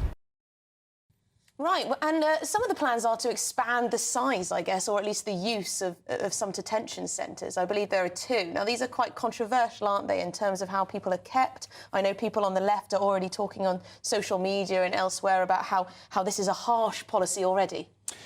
Yeah, I mean, immigration detention came in for a bit of a kicking a few years back in a review that found the conditions were not optimal for housing those that are waiting removal from the country. And we have seen over recent years actually a reduction in the number of people being placed in immigration enforcement. But it's not many anyway. It's under 2,000 currently in immigration enforcement around the country. And what the government is talking about is expanding a couple of facilities, bringing some old facilities back into use to create another 290 places. As I say, a complete drop in the ocean when compared to the scale of the problem we're facing. Yeah, indeed. And now, so in amongst all of this, which is Labour saying, look, we're going to try and deport 14,500 people and, you know, we're going to really ramp up the deterrent here. Well, the deterrent that a lot of people want for illegal immigration is literally what we're seeing in the Channel. Now, in this same article, Labour sources have claimed that efforts to stem Channel crossings were already starting to have an impact, with fewer migrants reaching British shores in small boats in the 6 weeks since the election than in the same period last year and in 2022. So, is there any truth to that? Because as far as I'm aware, Labour have currently said now that even if you come across the Channel in a small boat, you will be guaranteed the opportunity to at least claim for asylum, whereas the Conservatives had said, no, you can't do that. Well, in terms of the numbers, we held the previous government to account on the numbers. We'll do exactly the same thing with the Labour government. And, you know, they can finesse and juggle the numbers round to make it look good from their point of view. But the fact is, we are currently 10% up on where we were at the same period last year in terms of the numbers who crossed. It's over 19,000. We're rapidly heading to overtake the 29,000, that total for the whole of last year. So that's up. This government is in charge. It needs to own it. They now have to deal with the crisis in the Channel. And in terms of that crisis, of course, they scrapped on the very first day the Rwanda deterrent that the previous government would have been involved in taking people in planes to Rwanda by now. They were going to get the first flights off the ground within a week of the election, so that would have been underway. And we would perhaps have been able to see whether or not it was actually a deterrent. But instead, we've got this Border Security Command. The new mantra from this government is smash the gangs. Well, they haven't even, in almost 2 months since the government have come into office, appointed the head of this new Border Security Command. We don't have a boss yet for this massive job. But they're getting 100 new investigators. OK, so they're ramping up some of the... Well, when you consider in a major investigation, you could have upwards of 20 investigators involved in that anyway. You're talking about complex investigations dealing with organised crime groups internationally. It requires a lot of investigators. OK, well, Mark White, thank you very much indeed. I mean, people found it so frustrating when the government, the Conservative government, kept saying, oh, numbers are down on the last year if you check this, like, small little amount of time between that year, and now the Labour are doing exactly the same, aren't Well, they are doing exactly the same, yes. Playing around with the statistics. Currently appears to be zero deterrent. But moving on to a different story, because as the search continues for those missing aboard the sunken super yacht in Sicily, divers have now broken a window and entered the vessel's hull. The Italian Coast Guard has also begun using a robot which can function for up to 7 hours underwater to help assist in the search for survivors. Oh, this comes as Italian officials began to investigate whether hatches left open by crew members may have potentially caused the yacht to sink so quickly. Well, let's cross live now to Sicily, where we've got our GB News reporter Adam Cherry for the very latest. So, Adam, there have been a few big developments already today. That's right. This robot they're using is significant because it allows them, of course, to stay underwater for a lot longer. And previously, when they were just relying on the divers themselves, the diving crews, the fire and rescue, they could only stay underwater for up to 12 minutes before having to resurface. This is a huge development. They were also using a simpler, less sophisticated robot yesterday. This one is an upgrade on that. They do think they are close to the cabins. We've just seen, actually, in the last few minutes, one of the rescue crews return to the port behind me. This entire section of the port, excuse me, is taken over by fire and rescue crews. It stretches the entire way across here. So they think they're approaching the cabins where, if there are air pockets and there are survivors, that is where they expect to find them. Of course, with every second that passes, this becomes less likely, not just for the amount of time underwater, but also if there's any movement in the ship at all, that can cause the air pocket to release quicker. So they don't want to do that, and they're being very delicate.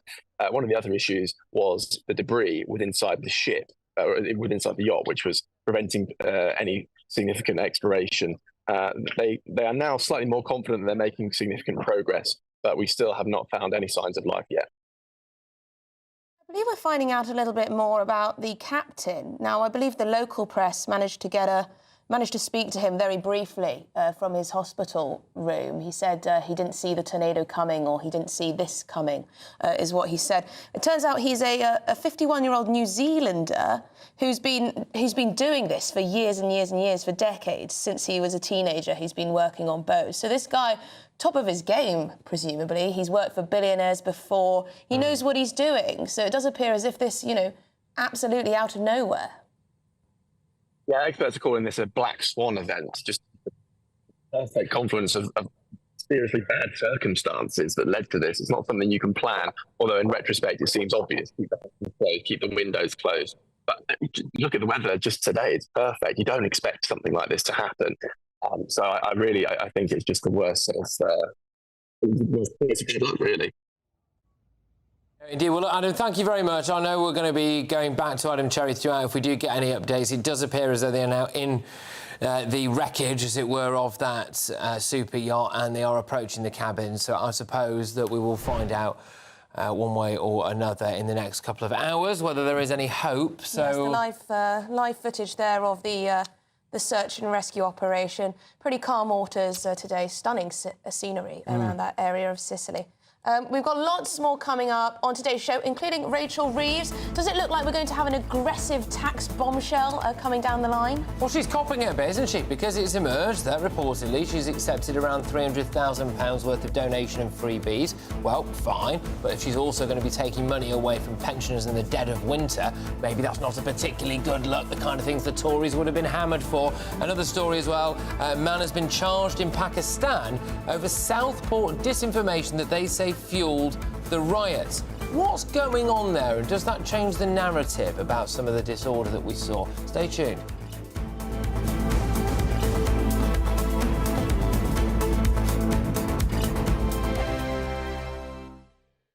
This is GB News, Britain's news channel. I want to see a flagpole, and I want to see the Union Jack when it's necessary. I must say I don't want to see some other flags, maybe, but that's my opinion. I'm one of the. I mean, I'm classed as a dinosaur. I'm an oldie, so you know, I go for what I want to know. Well, you're not a dinosaur in our books. What would you say to the people who were complaining about the Union flag and saying that it's a sign of national? What's your response to them? Well, in this village, best thing is for them to get out of it. I'm being quite blunt. That's how I feel. I've lived in this village 60-odd years, 62 years, nearly 63 years. We've never had this problem. In our early days, we all helped each other. No one went against anybody. We agreed things. We used to have meetings up the village hall, as it was then. And it was all OK, but all of a sudden we've got newcomers coming in, and I'm not against it because we've got quite a few, and a lot of them are damn nice people, but we've just got one or two who are a bit anti.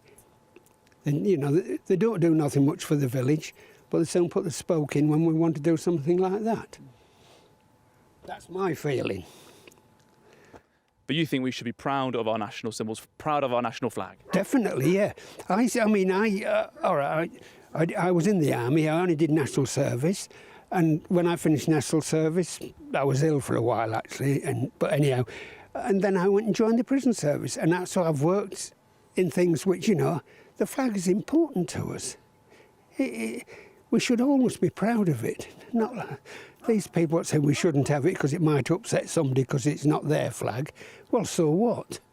You know, it's our flag, so we should be proud of it.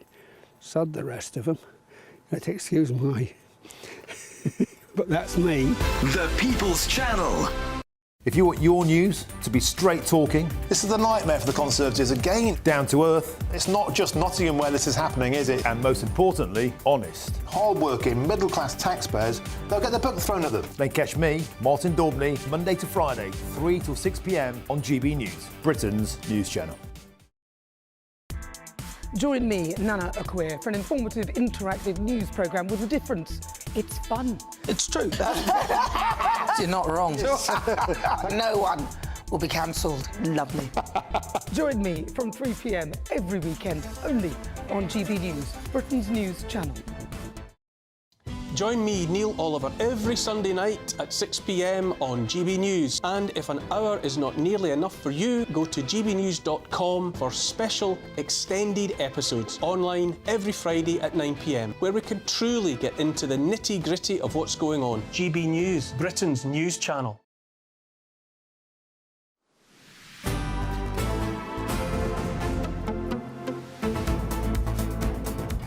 Welcome back to Good Afternoon Britain. Now, Chancellor Rachel Reeves is set to plough ahead with her tax bombshell and end breaks for the wealthy, apparently. Reports suggest her autumn statement will attempt to fill an apparent black hole in her budget and see her introduce a key manifesto pledge of taxing those private schools. But look, there's loads to go at here, OK? We've got the winter fuel payments, we've got tax hikes, we've also got this now, her being called into question over accepting around £300,000 worth of donations and freebies. Not necessarily uncommon for someone who's in a position of power, but the optics of it are And, of course, there's rather generous pay offers to the public sector, trained drivers, junior doctors, etc, etc. What does this actually mean for this tax bombshell? Is it going to get bigger and bigger and bigger? Well, joining us now is our political editor, Christopher Hope. Christopher, a chancellor always has a hell of a lot to balance. Rachel Reeve has an extremely difficult job. Do you think there may be any surprises when it comes to this filling this financial black hole? Hi, Emily. Hi, Patrick. I think this Chancellor is making choices, and we'll see the result of those choices in the October 30th budget. There's some figures out today from the Office for Budgetary Responsibility looking at borrowing. They found that the government was meant to borrow just £100 million. I say just, but that's not a lot in terms of the government. £100 million in July.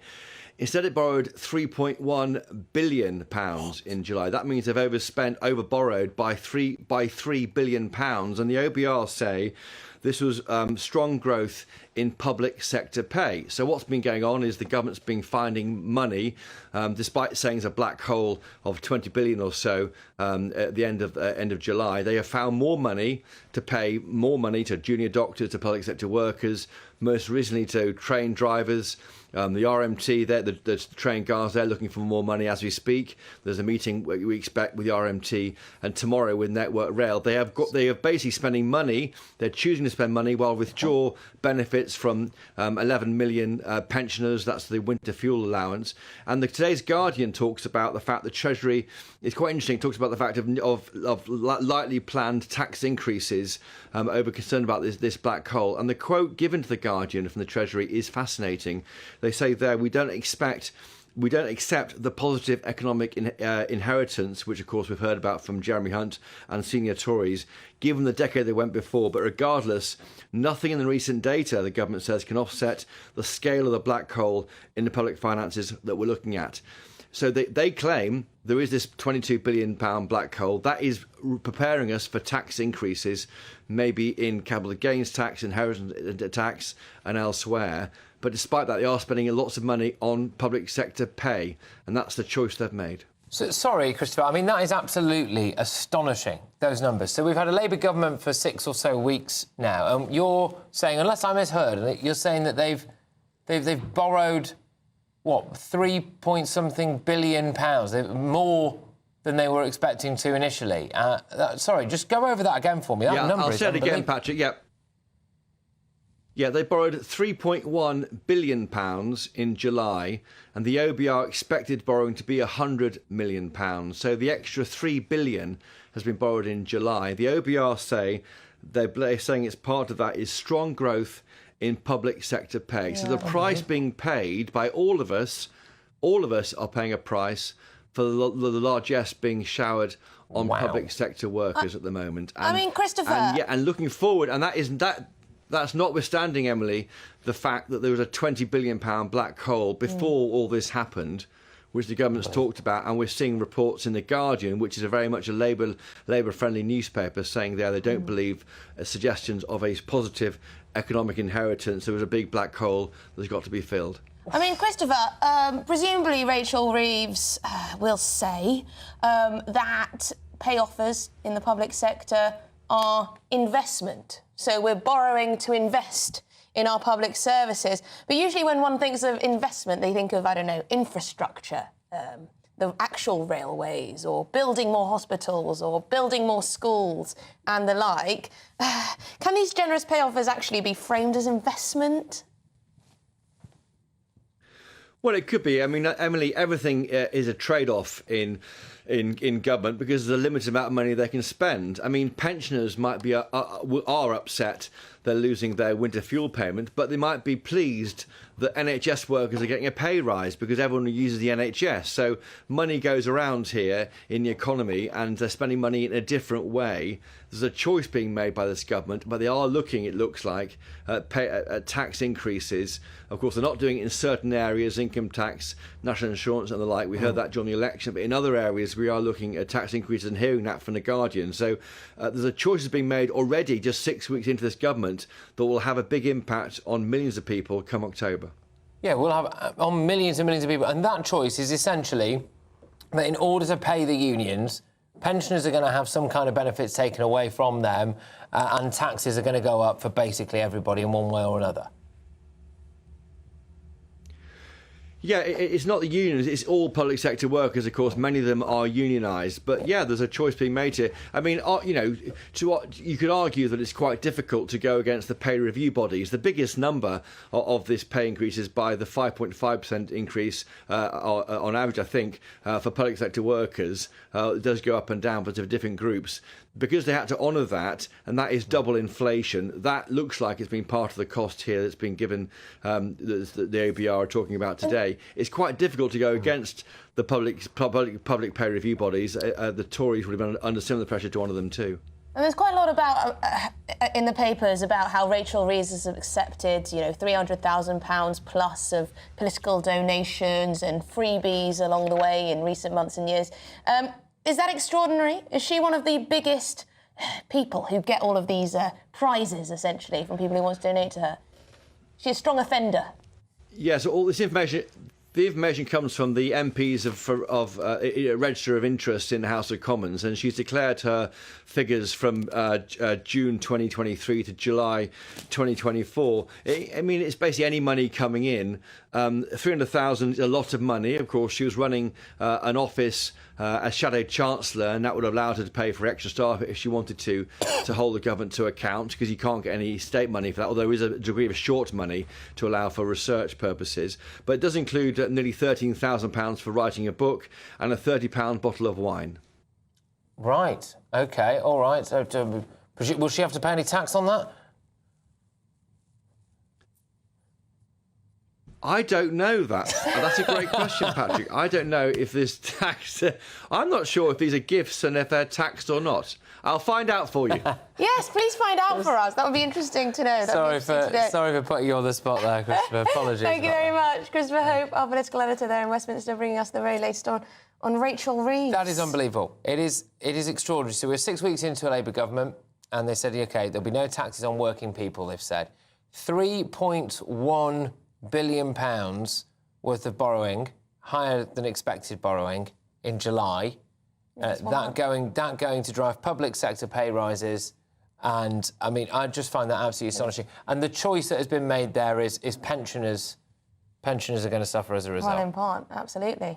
I mean, it's going to be a costly budget, I think, if they're spending like this. But the idea that Labour won a loveless landslide, OK, with not a particularly high share of the vote, with not a particularly high approval rating, Keir Starmer's approval rating's already tumbling, aren't they? I just wonder whether or not they are going to find themselves being one of the most unpopular governments very, very quickly. So you're not swayed by the argument. You're not swayed by the argument that, you know, doctors deserve more pay. It's not public sector workers deserve more pay. I'm not swayed by the argument. They'll work harder if they're paid. I'm not swayed by the argument that junior doctors have said that they're going to strike again. The train drivers are still on strike. I do not believe that teachers and other areas of the NHS are going to accept a 5.5% pay offer when they've just seen some people get 20-odd%.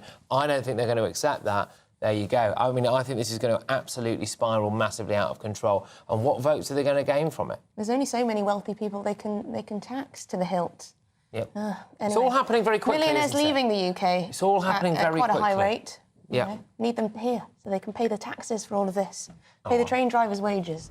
Anyway, lots more coming up on today's show. We're going to be digging into that story from Pakistan. Yes. That a man has been arrested, charged with cyber terrorism in relation to sharing on his website misinformation about the Southport stabbing and his identity. But the other aspect of this is that people in this country were subsequently arrested for resharing what that individual, who is believed to be from Pakistan, actually put out originally. Was he the first person to do it? Well, they're talking about actually did he come from Russia or Florida, and you look at it right in the core and you think, hang on a flipping minute, who are we really locking up here? What for? And does it change the narrative about some of the disorder that we saw in those riots? Well, we'll find out more for you after the headlines.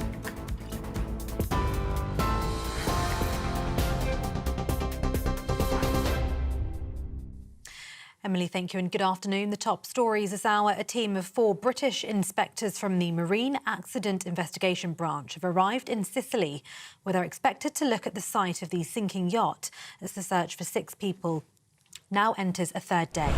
They're expected to carry out a preliminary assessment of the site today. The Italian Coast Guard hasn't ruled out the possibility that those missing, including technology tycoon Mike Lynch and his 18-year-old daughter Hannah, may still be alive, with experts suggesting air pockets could have formed as the yacht sank. Rescue teams are providing an underwater drone in the effort to help with the search for potential survivors. The Home Office has outlined plans to tackle illegal immigration, including deploying 100 new intelligence officers to target people smuggling gangs. The Home Secretary has announced the new measures to boost Britain's security and to target, dismantle and disrupt organised immigration crime networks. Yvette Cooper's also outlined the government has new plans for the next 6 months to achieve the highest rate of removals of those who don't have the right to be in the UK, including failed asylum seekers. As part of its plan, the government says it'll reopen immigration removal centres in Hampshire and Oxfordshire, adding 290 beds. Official figures show the rising cost of public services and benefits caused government borrowing last month to surge on the year before. Borrowing hit £3.1 billion last month, around £1.8 billion more than in July last year. The increase means borrowing has hit its highest level for the month since 2021. The Office for National Statistics also revealed the UK's national debt remained at its highest level since the early 1960s. And a £3.1 million UK government package to tackle mpox will ultimately benefit us all, according to the Africa Minister. On a visit to a biomedical institute in the Democratic Republic of Congo, Minister for Africa Lord Collins pledged the money to prevent the spread of the disease previously known as monkeypox. According to the World Health Organization, around 15,000 cases of mpox have been detected in the DRC this year, with 500 deaths reported. And those are the latest GB News headlines for now. I'm Tatiana Sanchez. More from me in half an hour. For the very latest GB News direct to your smartphone, sign up to News Alerts by scanning the QR code or go to gbnews.com/alerts.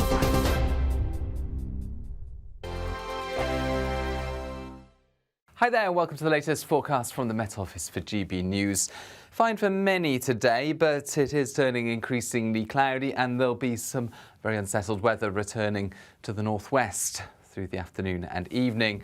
A couple of low-pressure systems, one containing the remnants from an ex-hurricane Ernesto, and as such it contains a lot of moisture that will result in an increasingly wet day for much of Scotland, especially Western Scotland and Northern Ireland. The wind's picking up here, some light outbreaks of rain pushing into parts of North Wales. Otherwise, for the rest of the country, it's turning cloudier, but it's staying dry. Temperatures up to 21 or 22 Celsius in the southeast, mid to high teens further north, and feeling unpleasant as the rain turns heavier and more prolonged into the evening, and that wet weather could result in some significant impacts. Some flooding as the rain tots up to 150 millimetres through the rest of Wednesday and into the start of Thursday, turning wet across Northern Ireland, northwest England and parts of Wales as well. But for eastern England, as well as parts of eastern Scotland, the south, it's mostly dry, albeit cloudy and breezy overnight, and increasingly windy, with those winds picking up to 50 or 60 miles an hour through Irish Sea coasts. That could affect, first thing Thursday, higher routes across southern Scotland and northern England. So an unsettled start to Thursday, but a mild start to the day, 15 or 16 Celsius at first, and cloud and rain will spill southeastwards during the morning, clearing up across Scotland and Northern Ireland with bright spells and showers following here, but it's going to turn into a cloudy and drizzly day for much of England and Wales. Eventually brighter skies return, albeit with cooler air and one or two showers. The bank holiday weekend after a wet Friday looks brighter with a few showers. The latest GB News travel. Good afternoon, I'm John Vincent. Queues on the M1 northbound in West Yorkshire. It's been closed for a medical emergency between junction 44 Leeds South and 45 Leeds Cross Green. Surrounding routes looking very congested. It's also slow on the opposite carriageway due to onlookers. Queues in Somerset on the M5 southbound. It's all due to an earlier accident between junction 19 Portishead and 20 for Clevedon. Delays on the M3 southbound in Hampshire. 2 lanes closed for an overturned vehicle between junction 9, the Winnell roundabout, and 10 for Winchester. We're also seeing traffic queuing on the A34 and queues on the M4 westbound in London. There's a lane blocked for a broken down car just after junction 2 for Brentford. Congestion going all the way back through Chiswick to the Hogarth roundabout. And that's the latest traffic and travel news. You can stay up to date throughout the day by visiting our website, gbnews.com.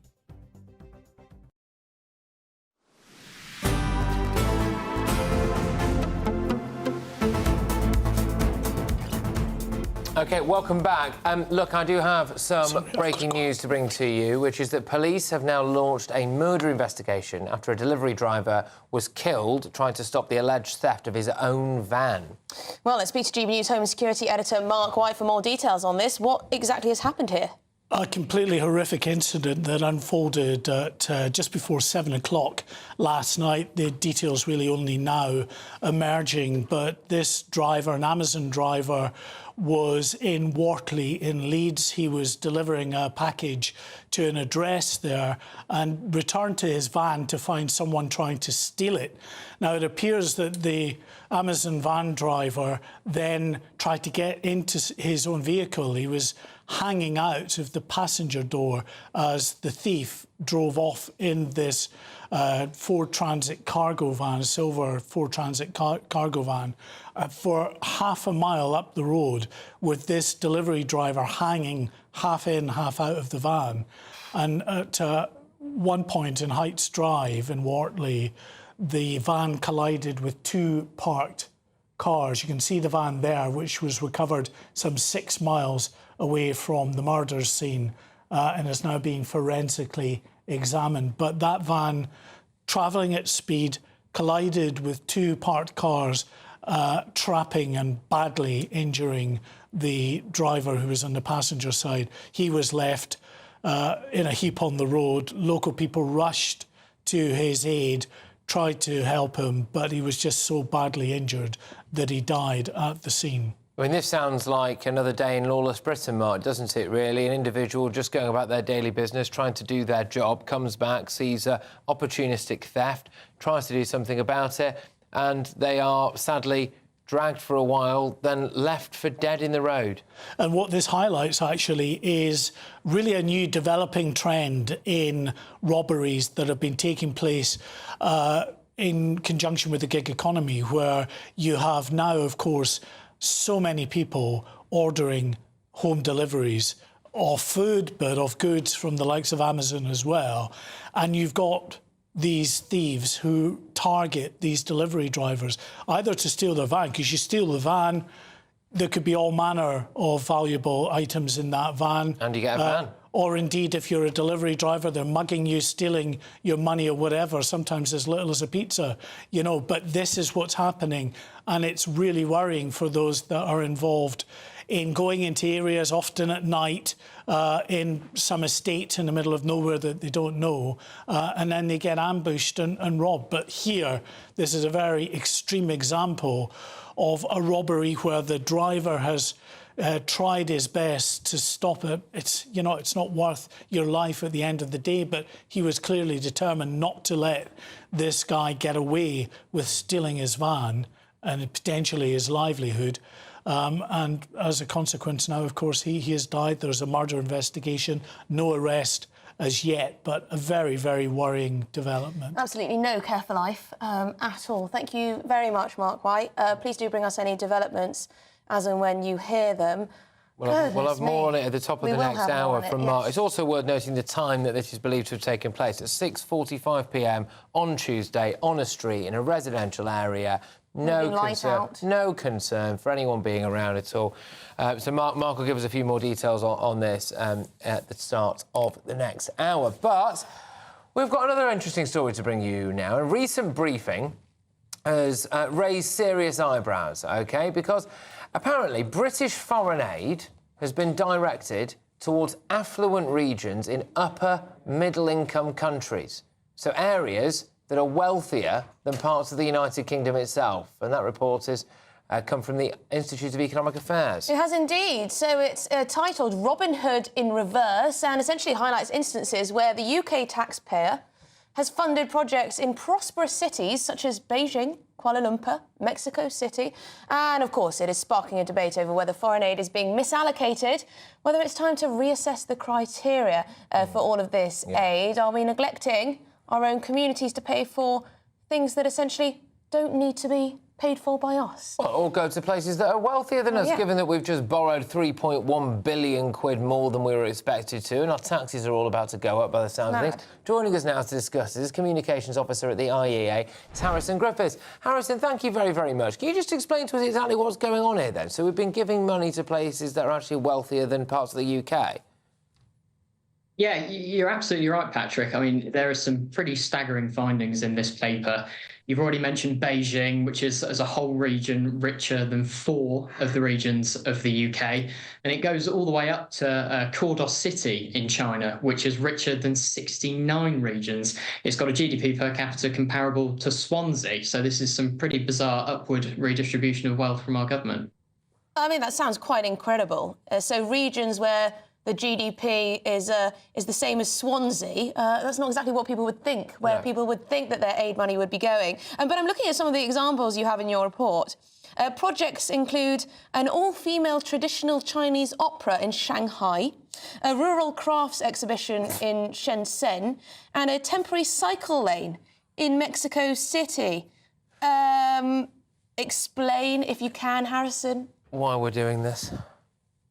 It does seem bizarre on its face, but there is a pretty simple explanation for it, really. So imagine that you're a bureaucrat of some kind, a civil servant or a decision maker, and you've been given a pot of money that needs to be spent because we commit every year to spending 0.5 to 0.7% of our GDP on foreign aid. And you're based there, you've got a pot of money to spend, and you're in a country like, say, Mexico, where some regions are incredibly deprived and definitely places where perhaps we should be spending foreign aid. And also, you know, places like Mexico City, which are pretty affluent. Again, one of those places that's partly richer than the rest of the UK. Are you going to base yourself and are you going to base your operations in a place where the living standards are better, where the connections are better, or are you likely to go out there and go into some of, you know, the planet's, you know, So most it's because our aid poorest workers. part? It's because our aid workers prefer living and working and setting up projects in the more affluent areas. Fantastic. Seriously. Brilliant. Well, yes, in a lot of ways. So the law that governs this, the 2002 International Development Aid Act, basically says that ministers have an awful lot of discretion about where this money goes. And that means that when you have these decision makers on the ground, they are going to follow those incentives. It's not necessarily, you know, people being evil or lazy. It's just where life is kind of easier and more convenient. And so that's where a lot of money ends up going. We don't expect that our money's... It makes sense when you put it like that, Harrison. I'm sorry, Harrison. We'll have to speak again because we have to leave it there. But great to speak to you. Harrison Griffiths, Communications Officer at the IEA. We're going to be hearing a lot more about this story. We're going to be hearing a lot more about it. We've just had that double whammy of us borrowing within 1 month of a Labour government £3.1 billion more than expected, taxes going up, pensioners suffering, etc., so that the public sector can receive whopping great big pay rises. And then this story lands about the idea that you, wonderful people watching and listening to this, have funded an all-female traditional Chinese opera in Shanghai. Fancy a trip? We may as well make the most of it. Absolutely not. It sounds like, well, they wouldn't let me in, would they? We paid for it. Oh, well, maybe the opera's all female, not the audience. I don't know. Either way, I don't care. Why can't that money go to Barnsley? Well, Seriously. We may as well Barnsley. enjoy the fruits of our labour in Shanghai. Nice little trip. Ridiculous. Anyway, at least the congestion apparently is getting better in Kuala Lumpur. We've helped pay for some AI-driven measures. I'll sleep better now. So there you go. This is Good Afternoon Britain on GB News. We've got lots more coming up on today's show. I'll let you introduce this one. Oh, OK. Well, it's a bit of a shift. So apparently a Pentagon UFO expert is now claiming that they have come into possession of some, quote, non-human material. Yes, OK. Well, we'll find out more, won't we? But maybe, just maybe, they walk amongst us and potentially they work in our foreign aid department. See you in a sec.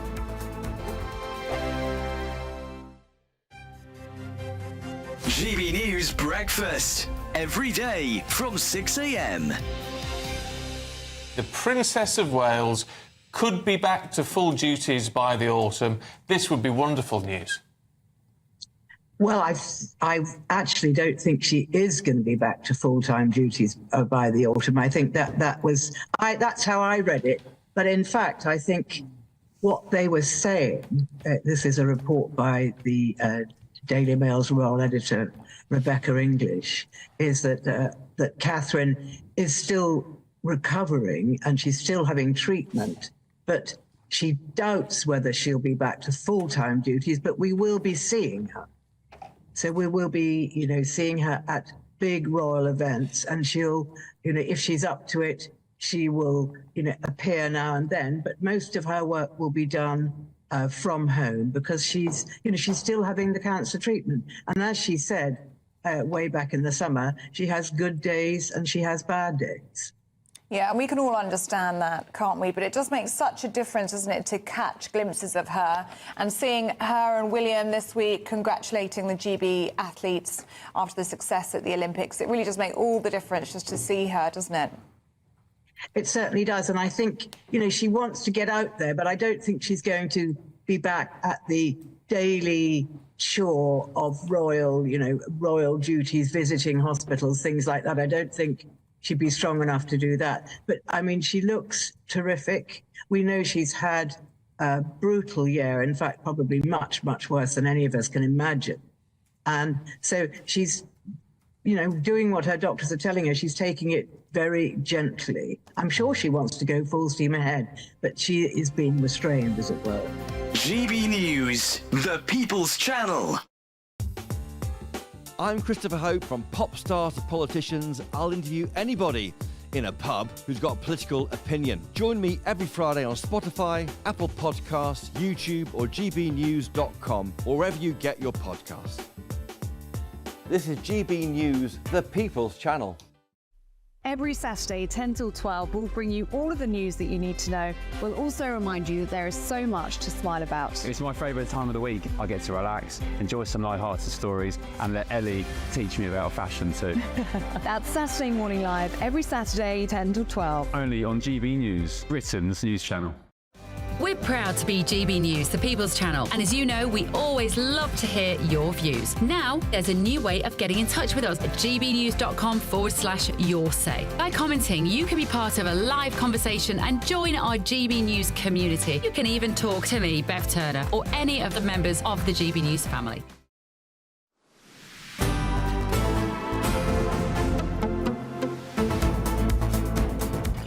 Welcome back. Do you believe in aliens? Well, an American military veteran and intelligence agent has claimed that the USA has been recovering alien technology from UFO crash sites. Yes, so Luis Elizondo says that he worked at the Pentagon and that he knows that they have recovered material that is not from this Earth. He resigned after believing his government wasn't taking the threat of UFOs seriously.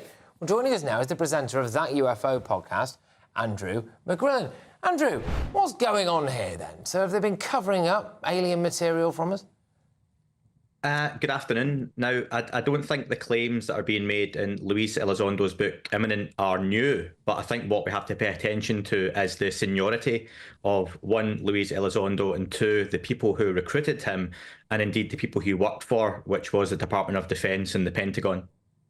Right, so basically he was high up. He would have been in a position to know, is what you're saying. Oh. Oh, no. I think the aliens might have taken us off air. I think if you didn't believe in... Oh, you're back.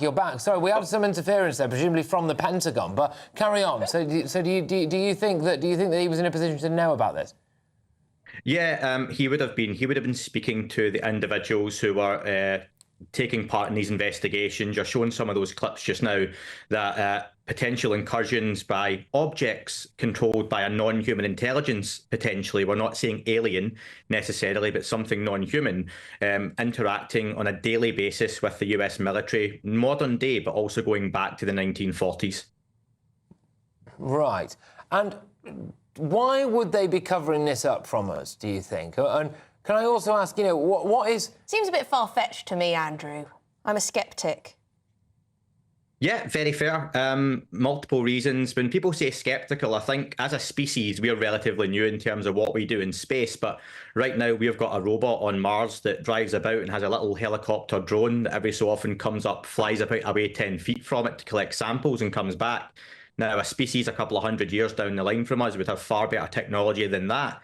So who's to say what we're encountering aren't just really advanced probes from something else that's just slightly ahead of us in the technological scale? I don't think that's too far stretch of the imagination. And the implication with what this particular chap was saying is that actually the US government has known about this for a very, very long time, and they are actively keeping that from us. Why would they be doing that? Why wouldn't they just say... Because when you do see things like what we just saw there, which was made public, the New York Times did a big expose on all of this, and actually, you know, the world didn't end. We weren't all outside fighting each other for scraps of food and burning down the nearest Lidl, were we? We just thought, oh, that's quite cool. Yeah, I think about 4 years ago we were close to fighting each other for scraps of toilet roll. So I think there are things potentially that can kick off, and the public has a lot of other things that I think they deem more pressing, which I completely understand. People have got bills to pay. You're reporting previously on those foreign aid developments. It's a topic that for many isn't treated seriously, but I think now we have to look at it and maybe take a step back, look at the people coming out now talking about UFOs and thinking, is there something to this that we've maybe been overlooking? Yeah, if these people are coming out and they are more and more senior, and it's less likely that you can say, oh, you've got a tinfoil hat on and you live somewhere in, you know, rural Texas, and you've got, you know, and you just kind of are a bit thick, basically. Then actually, you have to kind of, you know, put some credibility to it. Andrew, look, thank you very much. In case you couldn't tell, I could obviously talk to you about this for hours. Emily less so, but we'll just have to maybe catch up sometime. It's Andrew McGillen there, who's the presenter of That UFO podcast. Look, I think it's fascinating. I enjoyed the conversation. I enjoyed the conversation. I didn't have much to add myself, but that's good because I know this is a passion of yours. Not passion. I mean, I'm not completely lunatic. It's a passion. I just think it's interesting. You keep seeing more and more evidence of some stuff that people are more and more willing to talk about. I mean, why would the US government hide non-human material from us? The aliens. Maybe because they want to reverse engineer that material, Emily, and then conquer the world. But, you know, hey, who knows? Right, anyway, we've got loads more coming your way, haven't we? Including the weather.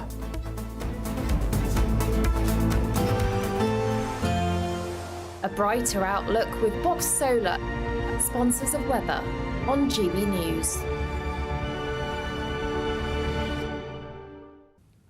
Hi there, time for the latest forecast from the Met Office for GB News. Wet and windy, increasingly so in the northwest overnight, drier elsewhere, and for all of us it will be a relatively mild, if not warm, night to come. A couple of low-pressure systems heading our way. The one to the south contains the remnants from ex-Hurricane Ernesto, no longer a hurricane, but containing a lot of tropical moisture, and that moisture resulting in a lot of rainfall across northwestern parts overnight, especially western Scotland, where there's a rain warning enforced because of the risk in places of 100 to 150 millimetres of rain, especially West Highland and Skye, risk of localised flooding. Additionally, increasingly strong winds will affect Irish Sea coastal areas, the hills of northern England and southern Scotland, and some higher routes as well could be affected by those winds first thing. To the woods of southeast, largely dry overnight and during the morning on Thursday, if rather cloudy. By this stage, the rain is pushing into northern England, Wales and the southwest, but it's clearing from Scotland and Northern Ireland. Brighter skies follow, albeit with a scattering of showers into western Scotland, northern and western parts of Northern Ireland, interspersed by sunny spells. So a brighter day to come for Scotland and Northern Ireland, sunny spells and showers. England and Wales, meanwhile, again a lot of cloud cover, but this time with the band of rain sinking southeast, fizzling out as it pushes into the southeast, so light intermittent rain more than heavy and persistent wet weather. But it's going to feel cool with the breeze continuing into Thursday afternoon. Sunny spells to begin the evening across central parts, but increasingly cloudy and increasingly wet weather arrives from the west once again. An unsettled night and early Friday before that all clears to sunny spells and showers for the weekend. That warm feeling inside from Boxed Boilers, sponsors of weather on GB News. We could be calling you with the news that you've won our latest Great British giveaway, an incredible £30,000 in tax-free cash. Hi, I'm John from sunny North Yorkshire, and I've just won £20,000 in the GBNews Great British giveaway. It didn't cost much to enter, but of course if you're not in, you can't win. And here I am having won £20,000, and that's tax-free, so I'm rather pleased I did it. For another chance to win £30,000 in tax-free cash, text cash to 63232. Text costs £2 plus one standard network rate message. You can enter online at gbnews.com/win. Entries cost £2. Or post your name and number to GB07 PO Box 8690 Derby DE1 9TT. UK only. Entrance must be 18 or over. Lines close at 5 p.m. on the 30th of August. Please check the closing time if listening or watching on demand. Good luck. I'm Andrew Pearce. This is GB News, the People's Channel, Britain's news channel. Join me, Camilla Tominey, for a frank and honest discussion with those in power that cuts through the spin and gets to the heart of the issues shaping our nation. You haven't confirmed that you want to stand as leader, but you haven't ruled it out either. This report basically says that he's not fit to stand trial. Is he indecisive?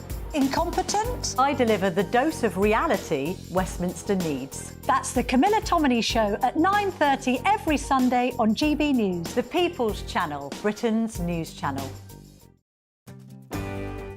I'm Michael Portillo. This is GB News, the People's Channel, Britain's news channel. I'm Patrick Christie's. Every weeknight from 9, I bring you 2 hours of unmissable, explosive debate and headline-grabbing interviews. What impact has that had? We got death threats and the bomb threat and so on. As time passes, she could have said Stum. You made my argument for me. My guest and I tackle the issues that really matter with a sharp take on every story. Went everywhere. Something practical could be done. Or I can become something different. Patrick Christie's tonight from 9 p.m. only on GB News, Britain's news channel. I'm Bev Turner. Thank you for joining us on GB News, the People's Channel, Britain's news channel. Are the newspapers getting you down? My wife didn't divorce me that month. Struggling to separate the wheat from the chaff? I know that it's a bit of a circus at the best of times. Well, don't worry. Headliners has got you covered. We'll take the burden of reading the day's news, and if we get depressed, who cares? It's an occupational hazard, frankly. That's Headliners on GB News from 11 p.m. till midnight, and the following morning, 5 till 6 a.m. on GB News, the comedy channel. Nah, just kidding. Britain's news channel.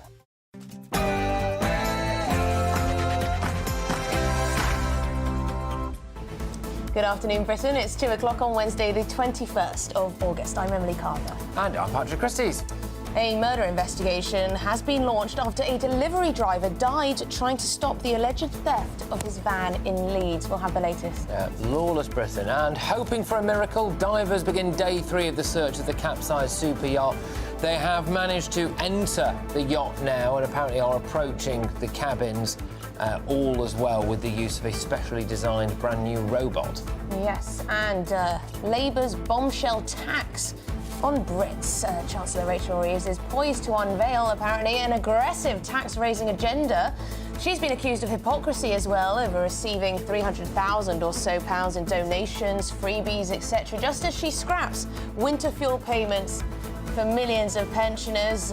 It also looks like the new Labour government is spending way more than was predicted. More, 3.1 billion more. And killer nurse case must be reviewed. Nadine Dorries is the latest to join the growing number of former cabinet ministers and high-profile journalists, actually, calling for an urgent review into multiple baby murderer Lucy Letby.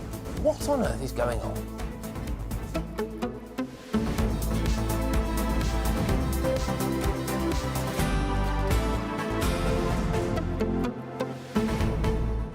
OK, so look, we've got a heck of a lot to get through this hour, but I just wanted to tell you about something else that we're doing. We've actually managed to get hold of somebody who has got a bit of an exclusive for us here at GB News, and it's in relation to an individual who's in Pakistan who's been charged now with cyber offences over spreading... Cyber-terrorism. Over spreading misinformation in the wake of that Southport stabbing. And that, apparently, caused some of the riots and the disorder that we saw. This is a really fascinating story that I wonder whether or not will change the narrative in relation to what really sparked those riots, sparked that disorder. We have got someone who's very much in the know here, and I believe he has a document for us that he's going to show us in a few minutes' time. So make sure you keep it GB News. This, I sense, is a very big story that will have serious implications, actually, for some of the people who are facing charges, I think, in this country in relation to the riots. So, no, absolutely. Do stay tuned for that. You won't want to miss it. gbnews.com/your say is the way to get in touch, as always. But let's get the headlines with Tatiana Sanchez.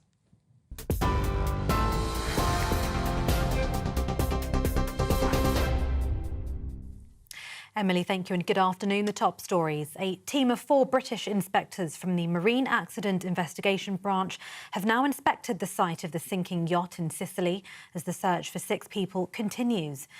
They've carried out a preliminary assessment of the site today.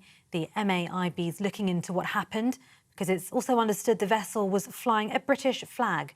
The Italian Coast Guard hasn't ruled out the possibility that those missing, including technology tycoon Mike Lynch and his 18-year-old daughter Hannah, may still be alive, with experts suggesting air pockets could have formed as the yacht sank. Rescue teams are also providing an underwater drone in the effort to help with the search for potential survivors. Mike Lynch's friend and former business partner David Tabazel says Mike has the strength to survive. If there's any chance of him surviving this, he has the strength to do this. And I hope that we aren't talking the past tense. He is a remarkable man. And if you've had the blessing and the honour to have worked with him or known him, he's a force of nature and somebody who I think will become a business and intellectual and scientific legend in the decades to come. In other news, the Home Office has outlined plans to tackle illegal immigration, including deploying 100 new intelligence officers to target people smuggling gangs.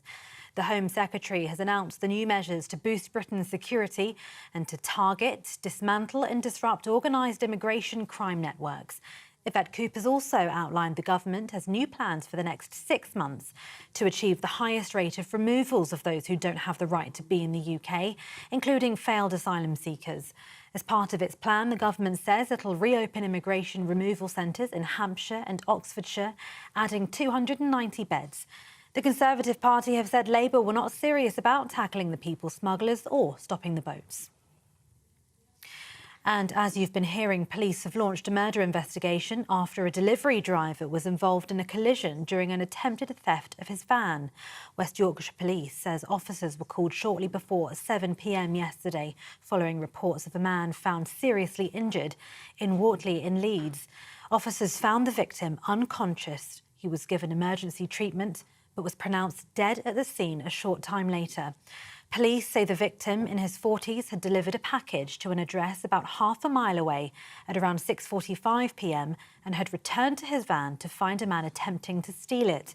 When he tried to stop the offender, he drove off at speed, with the victim only partly in the passenger door of the vehicle. A Pakistani web developer is facing a criminal charge over claims he spread misinformation about the accused Southport attacker. Documents shared exclusively with GB News show that 32-year-old Farhan Asif has been charged with cyber terrorism after false claims quickly spread online that the suspect was a Muslim immigrant to the UK. Pakistani police say that Asif claims he's not the original source of the false information, but that he reposted it from social media. After 3 young girls were fatally stabbed at a holiday club in Southport on the 29th of July, rumours including a fake name for the suspect spread on X, formerly known as Twitter, appearing to originate from an apparent news website called Channel 3 Now. A £3.1 million UK government package to tackle Mpox will ultimately benefit us all, according to the Africa Minister. On a visit to a biomedical institute in the Democratic Republic of Congo, Minister for Africa Lord Collins pledged the money to prevent the spread of the disease, previously known as monkeypox. According to the World Health Organization, around 15,000 cases of Mpox have been detected in the DRC this year, with 500 deaths reported. The World Health Organization declared an upsurge of Mpox cases in the DRC a public health emergency of international concern in an announcement last week. Official figures show the rising cost of public services and benefits caused government borrowing last month to surge on the year before. Borrowing hit £3.1 billion last month, around £1.8 billion more than in July last year. The increase means borrowing has hit its highest level for the month since 2021. The Office for National Statistics also revealed the UK's national debt remained at its highest level since the early 1960s. And European brown bears, a bongos and a red-billed hornbill have been measured today during the annual weigh-in at Whipsnade Zoo in Bedfordshire. It's an important part of the care for these animals. It keeps track of the creatures' vital statistics, helping zookeepers keep track of the health and well-being of all the animals at the Conservation Zoo. Those are the latest GB News headlines for now. I'm Tatiana Sanchez. More from me in half an hour. For the very latest GB News direct to your smartphone, sign up to News Alerts by scanning the QR code or go to gbnews.com/alerts.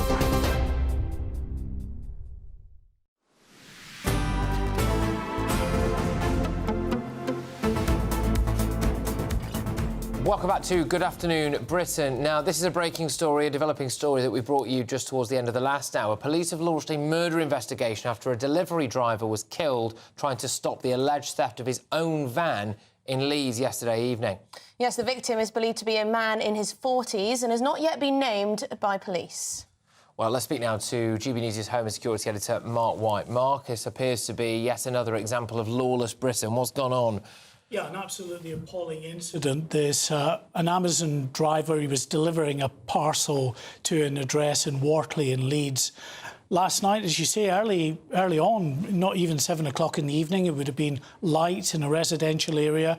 He returned to his van to find that someone was trying to steal his van, and it seems that he was determined clearly not to let that thief get away with his van. He tried to get into the van. He was hanging out of the passenger door, apparently. You can see that van there, that silver Ford cargo van that was recovered 6 miles away from the murder scene.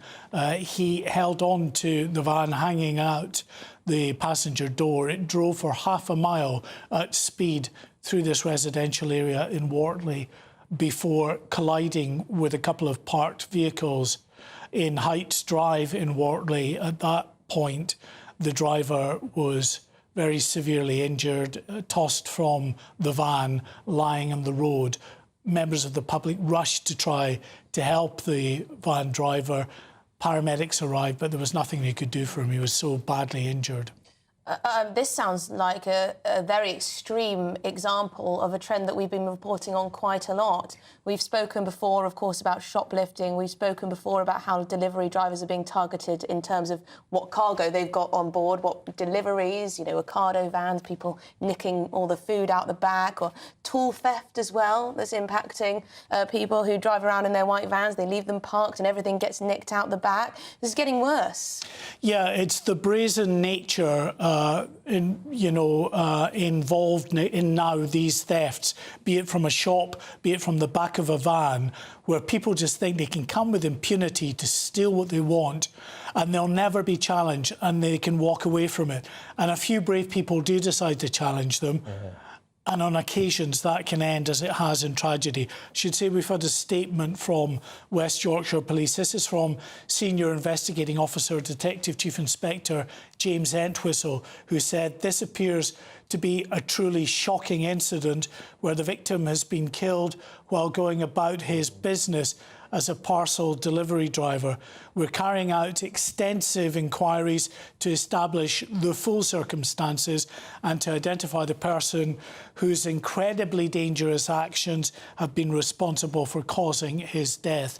So as we speak, we have forensic teams poring over that cargo van, trying to get every fibre, every piece of DNA to try to lead them to a suspect, because what we know about suspects, criminals, they're usually recidivists. They'll have offended before, they'll have come into the criminal justice system, their DNA, fingerprints will be on record. So the chances are that within hours, within days, the police will be able to catch up with this person. And presumably there'll be plenty of eyewitnesses if this was a residential area and in the light of day.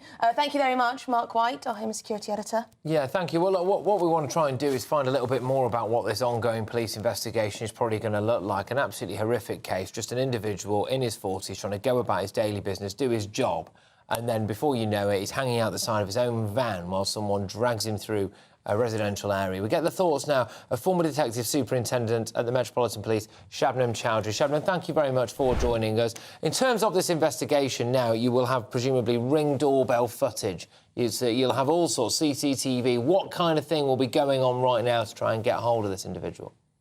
Well, I think the key priority here is the forensication of the van in which this perpetrator who killed this man in his 40s will have been. So, as your colleague has said, that they will be poring over that. They will be looking to fast-track any immediate forensic opportunities that may identify him if his DNA is on the system.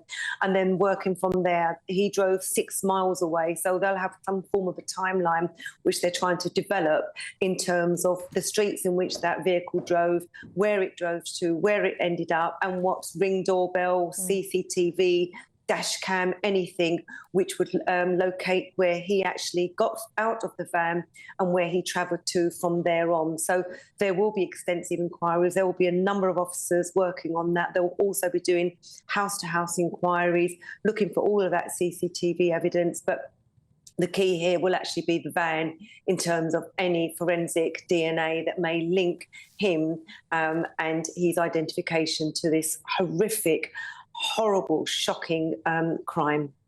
It really is. This type of thing, OK, this is a very extreme example, but this type of thing has almost become an occupational hazard for delivery drivers, people who work with small white vans or indeed large white vans, in terms of tools being very expensive tools, very valuable tools being stolen out the back of vans. You've got people having all of their groceries nicked out the back of a van and deliveries, etc., etc. I mean, how can the police tackle this type of problem? People being so brazen that they'll either nick things out the back of a van or actually try and steal the whole van and by doing so kill someone.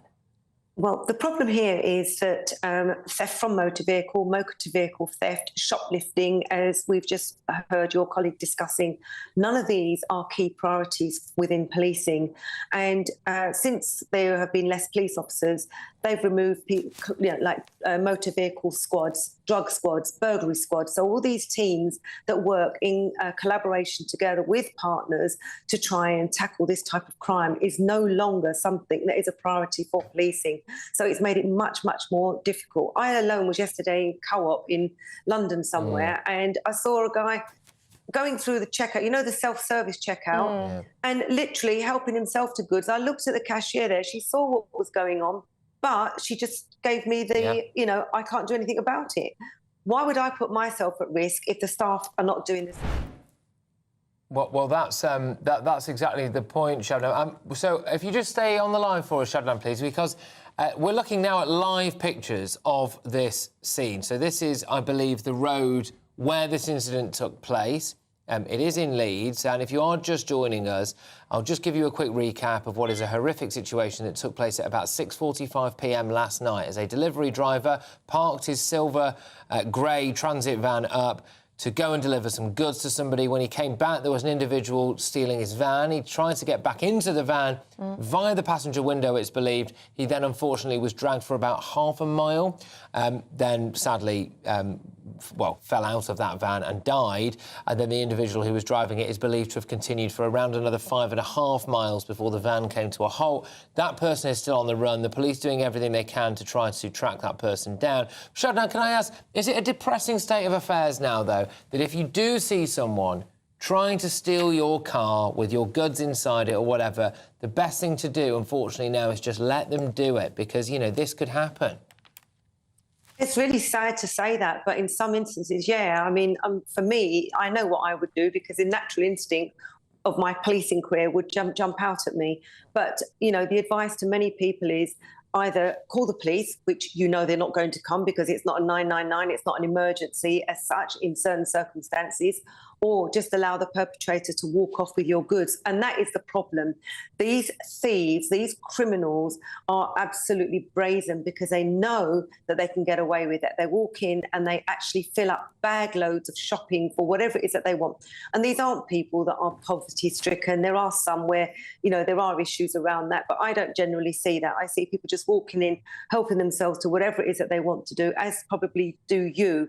Would you then intervene in something like that? And the advice would be your life is far more valuable. This is such a sad, sad situation. This guy is the same guy that probably drops goods off at your doors and many hundreds of thousands of Amazon drivers. Really sad. Yeah, this should not be an occupational hazard, this type of thing. And I hope we can get to a place in this country where shoplifting is taken seriously, where it can be a police priority. The same with theft, van theft, all of these things. You know, people become more and more brazen, as you say, Shabnam, if these things aren't, you know, cut off at the root. Thank you very much for your time. Really appreciate it. Shabnam Chowdhury, a former superintendent at the Metropolitan Police. Look, we'll have more information on that as we get it. One would hope that given the amount of forensic evidence and CCTV footage and the ability to track a vehicle in this country, that hopefully at some point in the next few hours somebody might be apprehended for that. But this is another, I think, very important story, one that I suspect we're going to be hearing a lot more about.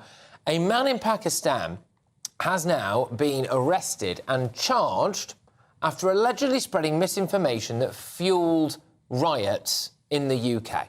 Yes, so according to the police in Pakistan, Farhan Asif was linked to a website that gave out a false name for the suspected Southport attacker and suggested he was an asylum seeker who arrived in the UK on a small boat. Now, a lot of people, of course, have said that this disinformation was one of the key reasons why all the unrest kicked off. And the point is, we've also seen people arrested in this country for sharing this information. Now, on your screens right now, you can see the charge sheet issued by the Pakistani authorities. So this is exclusive here to us at GB News. So that is the charge sheet that's been issued by the Pakistani authorities for that individual. Well, I would like to take us now to senior broadcaster Sabir Shah, who knows, I think, a bit more about all of this. Sabir, can you just, thank you for joining us. Can you tell us what's going on here? Because this was, I mean, the biggest story in Britain here for the best part of a week.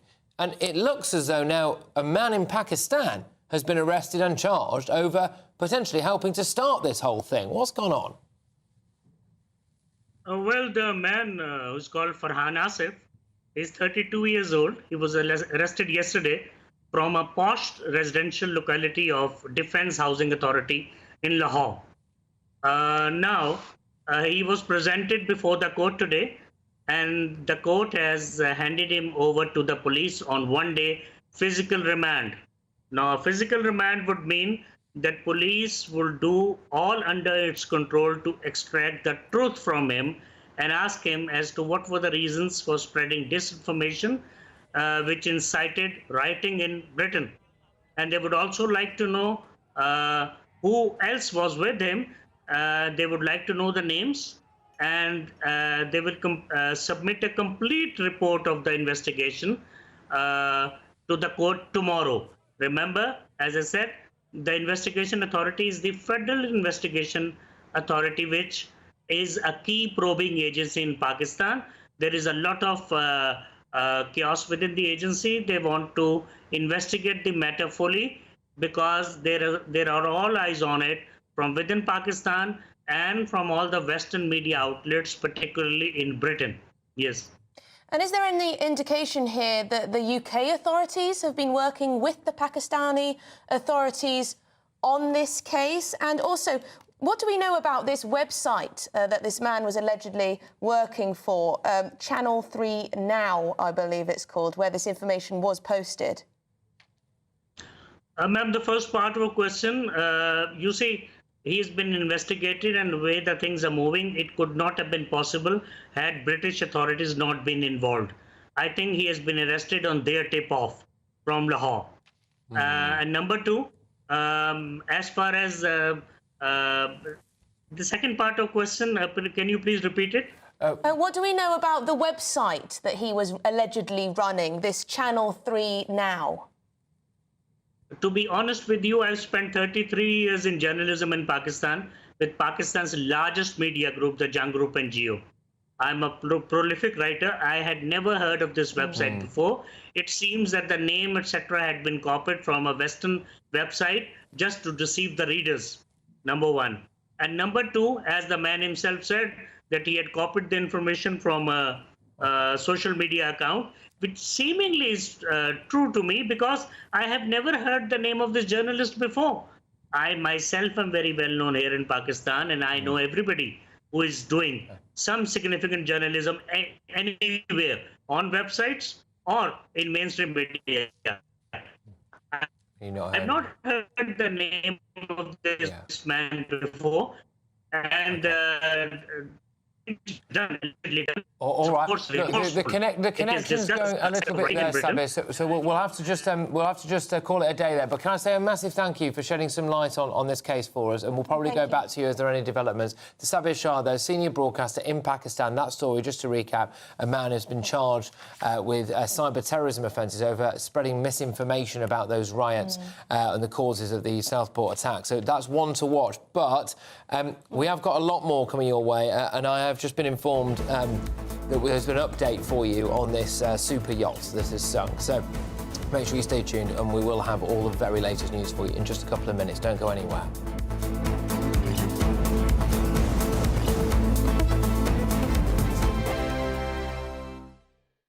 This is GB News, Britain's news channel. EasyJet is launching a new recruitment drive focused on attracting cabin crew members over 50 and those even considering retirement. Well, the initiative is called Returnships and is inspired by research that suggests that 75% of people over 50 years old believe that now is the ideal time to embark on a new career. Joining us now to discuss what it takes to embark on a second career as cabin crew is Helen Williams. Good morning, Helen. Hi, good morning, Helen. Welcome. Just touching down in our studio. It is. I've had a few days off and now I'm here. So you are now cabin crew. I am. What inspired you to get into it? What did you do before? How did it all come around? Oh, so when I graduated, I took an office job with my grad scheme, and that job lasted 6 months, and I started working for a European carrier. I did just over 5 years at that European carrier and had an absolutely fabulous time. I then went on to a wet lease operation with an Irish carrier and another mainline UK carrier. I then decided to have time out. I had a business, I had a family, I had children, and last autumn I decided, why not? Let's go back and do it all again. So returning to that European carrier that I'd worked at when I was in my early 20s. And what is that like for you now, returning that bit older, having that life experience, having your children? Do you think that's been a benefit to you? It's absolutely been a benefit. I mean, the amount of parents that thank me for helping me with their small children when they're crying on a flight. I am that person now. When you went back for a second time, did you notice more sort of older people amongst your sort of colleagues? I did. So when I returned onto my initial course in March of this year, just over half the course were over the age of 30. Wow. Which was absolutely phenomenal. And I was expecting to return and be with a lot of younger, 18, 19, 24. I was expecting to be that dinosaur. And that first day of training, to find out that I wasn't the dinosaur, you have no idea how exciting that was. And they've gone on, that particular group, to be phenomenal crew members. GB News, the People's Channel. Hello there, I'm Eamon Holmes. Thank you for joining us on GB News, Britain's news channel. If you want your news to be straight talking... This is the nightmare for the Conservatives again. Down to earth. It's not just Nottingham where this is happening, is it? And most importantly, honest. Hard-working, middle-class taxpayers, they'll get their book thrown at them. Then catch me, Martin Daubney, Monday to Friday, 3 till 6 p.m. on GB News, Britain's news channel. I'm Isabel Webster. Thanks for joining us on GB News, Britain's news channel.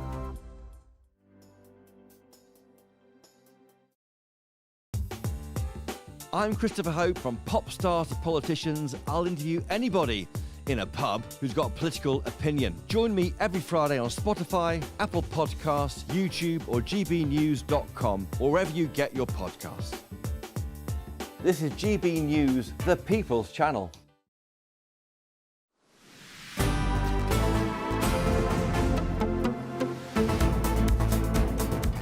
Well, we've got some breaking news to bring you. According to reports from a source close to the sunken yacht and the matter, the rescue and search operation, rescue divers have now recovered 2 bodies from that super yacht that sank off the coast of Sicily just a bit earlier this week. Yeah, so Reuters is now reporting that there have been 2 bodies recovered from this super yacht. As we know, crews managed to enter that yacht earlier today. They dove down. There was also a new kind of robot and mechanical search device that was being used. They managed to smash their way into the hull and were approaching the cabin areas. Since then, it has now emerged, that breaking news to bring you, that unfortunately it appears as though they have recovered 2 bodies from that submerged yacht. Let's just go to Sicily now, to the scene, and speak to GB News reporter Adam Cherry. So, Adam, this is certainly a major development. It appears that now they're saying they've recovered 2 bodies. That's right, Patrick. They're not saying who, they're not identifying those bodies at the moment. All we know is they have just discovered those 2 of the 6 missing individuals on this yacht. We had expected some progress, as I discussed with you in the last hour.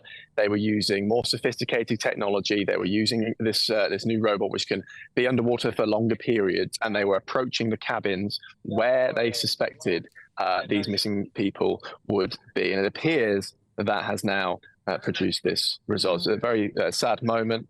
There are still 4 others either missing or perhaps deceased as well, but we don't have confirmations on that. We don't have the names of those 2 discovered in the last few moments. It's all moving very quickly now as a result of the increased search efforts.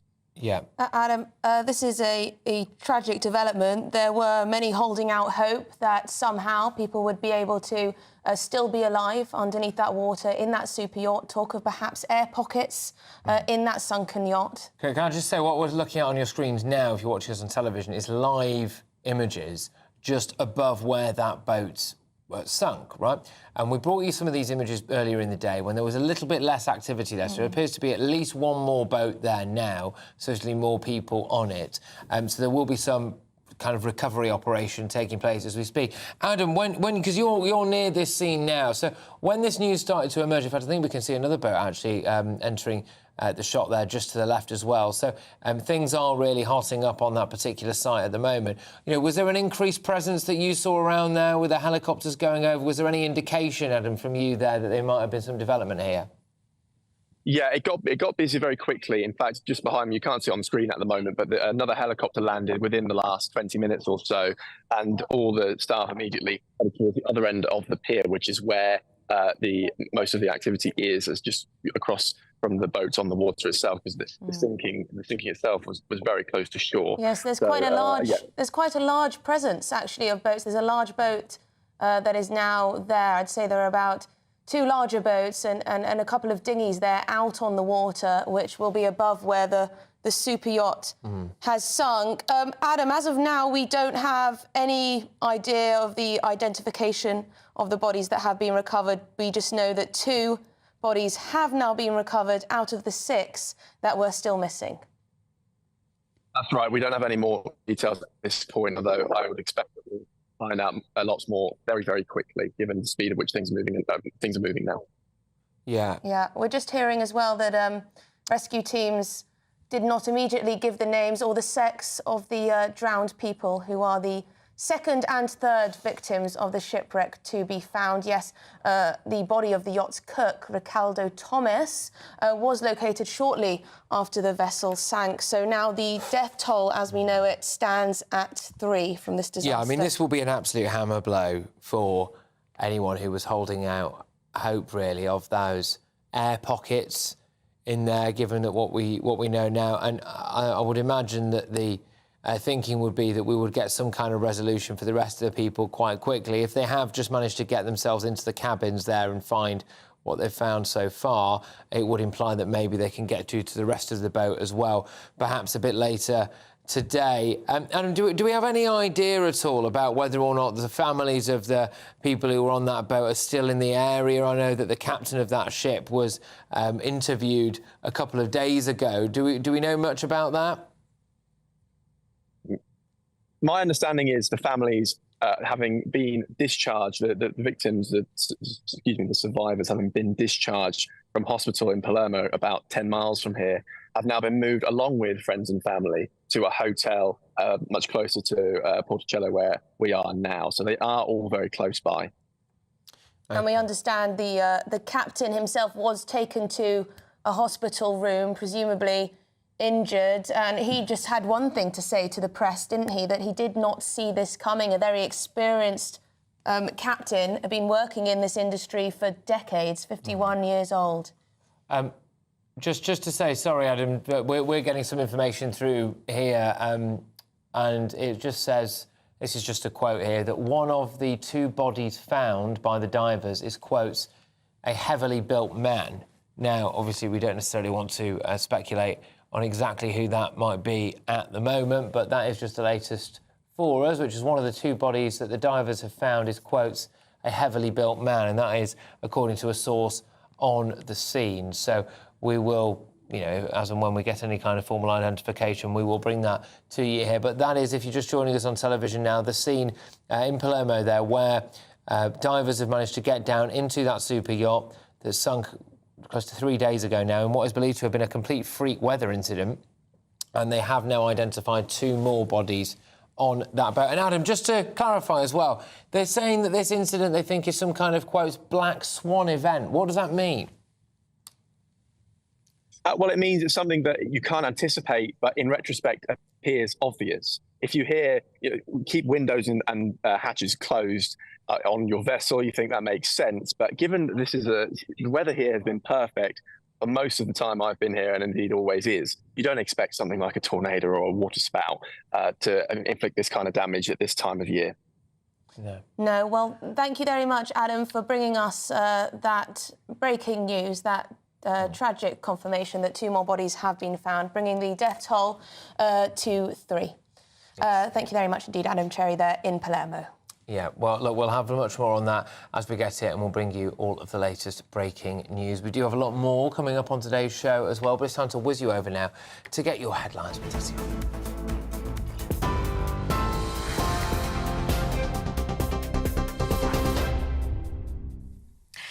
Patrick, thank you very much and good afternoon. Some breaking news, as you've just been hearing. Divers have recovered 2 bodies out of the missing 6 following the sinking of a luxury yacht off the coast of Sicily.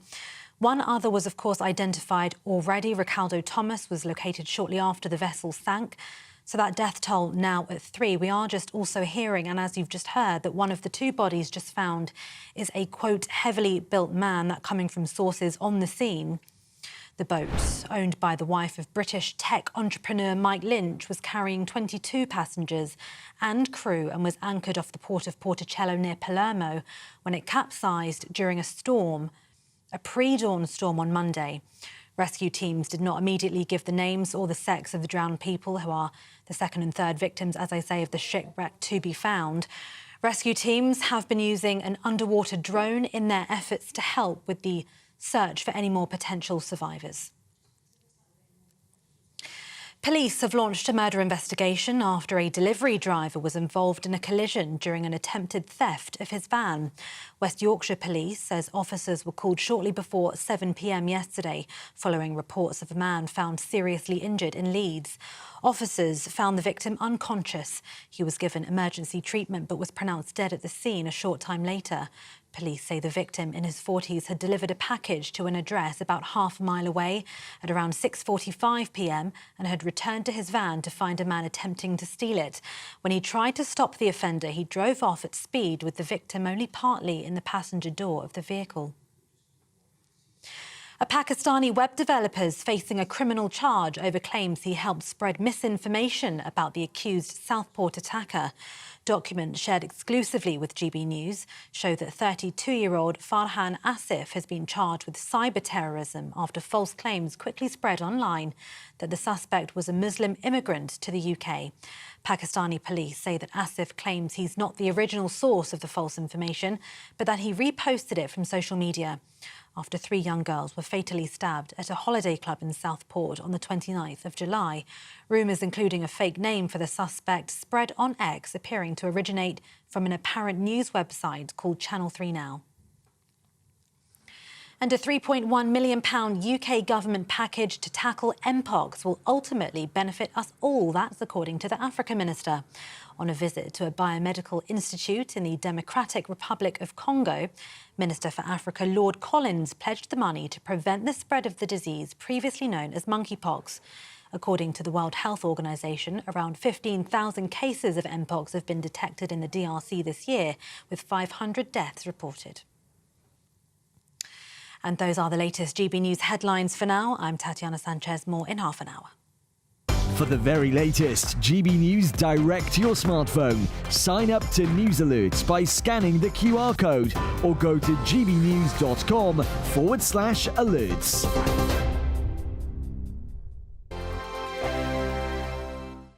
Hi there, welcome to the latest forecast from the Met Office for GB News. Fine for many today, but it is turning increasingly cloudy and there'll be some very unsettled weather returning to the northwest through the afternoon and evening. A couple of low-pressure systems, one containing the remnants from an ex-hurricane Ernesto, and as such it contains a lot of moisture that will result in an increasingly wet day for much of Scotland, especially Western Scotland and Northern Ireland. The wind's picking up here. Some light outbreaks of rain pushing into parts of North Wales. Otherwise, for the rest of the country, it's turning cloudier, but it's staying dry. Temperatures up to 21 or 22 Celsius in the southeast, mid to high teens further north, and feeling unpleasant as the rain turns heavier and more prolonged into the evening, and that wet weather could result in some significant impacts. Some flooding as the rain tots up to 100-150 millimetres through the rest of Wednesday and into the start of Thursday. Turning wet across Northern Ireland, northwest England and parts of Wales as well. But for eastern England, as well as parts of eastern Scotland, the south, it's mostly dry, albeit cloudy and breezy overnight, and increasingly windy, with those winds picking up to 50 or 60 miles an hour through Irish Sea coasts. That could affect, first thing Thursday, higher routes across southern Scotland and northern England.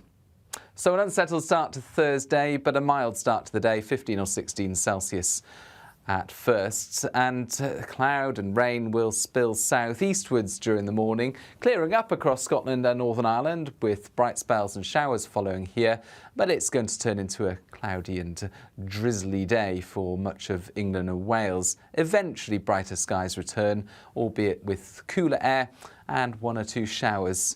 The bank holiday weekend after a wet Friday looks brighter with a few showers. The latest GB News travel.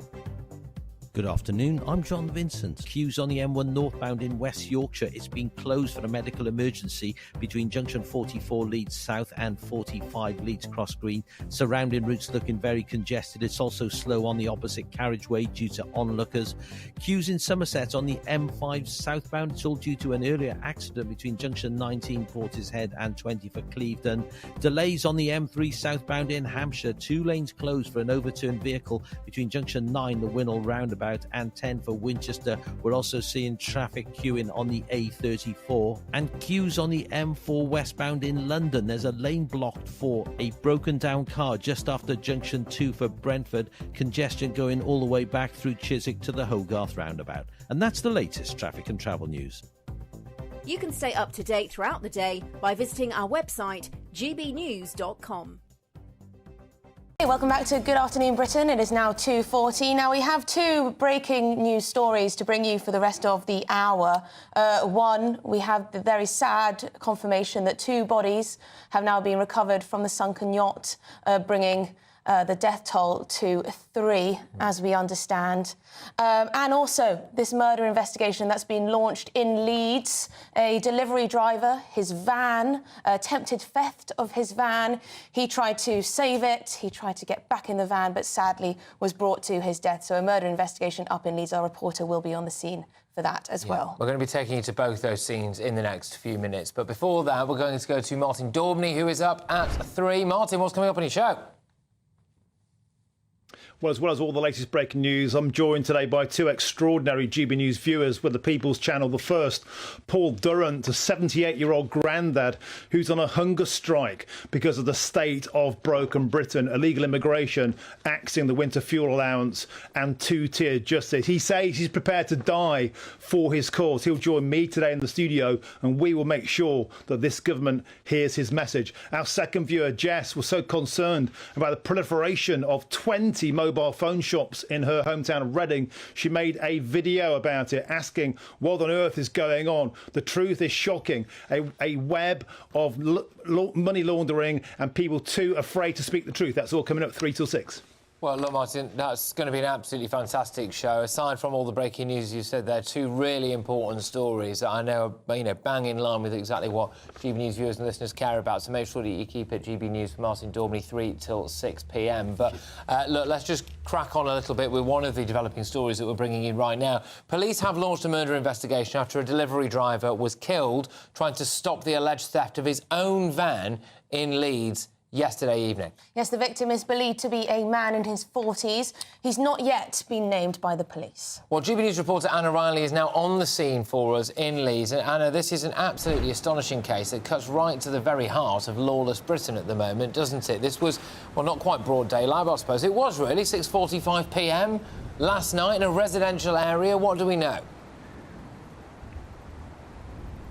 Yes, truly shocking. An Amazon delivery driver in his 40s going about his daily business. He'd made a delivery here along Heights Drive in Wortley. This is where we can see police cordon in place, actually several police cordons around the area as police continue to investigate, to comb through CCTV footage, dashcam footage, doorcam footage, and also to comb over the delivery van itself. We know that it happened at 6:45 last night. The delivery driver was out making deliveries, came back to his van and saw that it was attempting to be stolen. He tried to stop that, he tried to prevent the theft, and as that happened he was dragged for at least half a mile down the road by the person trying to steal his van, and that eventually caused his tragic death in the line of him trying to protect the property, trying to protect that Amazon vehicle. We know that Amazon have spoken out about it.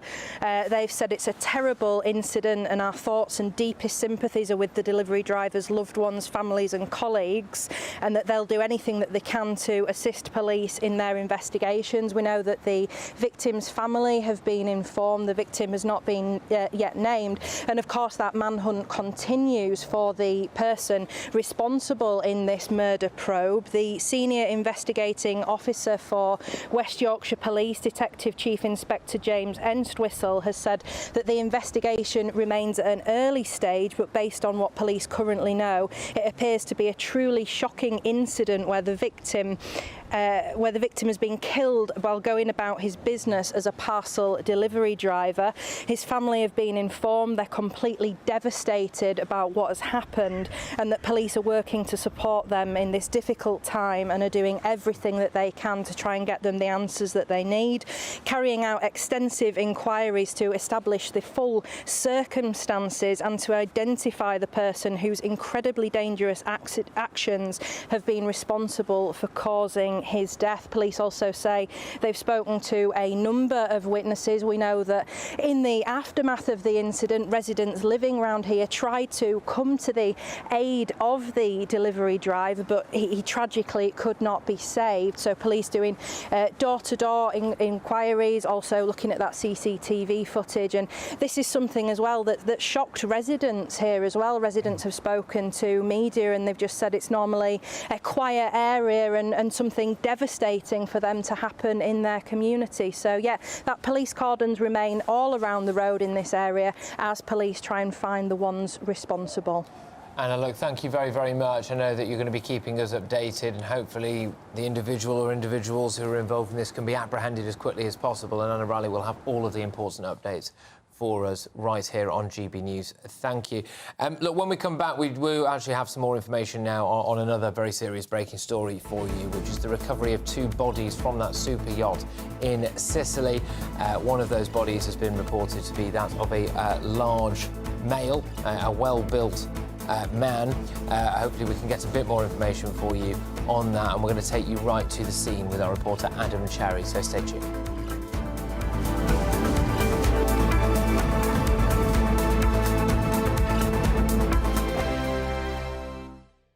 Sunday with Michael Portillo from 11, only on GB News.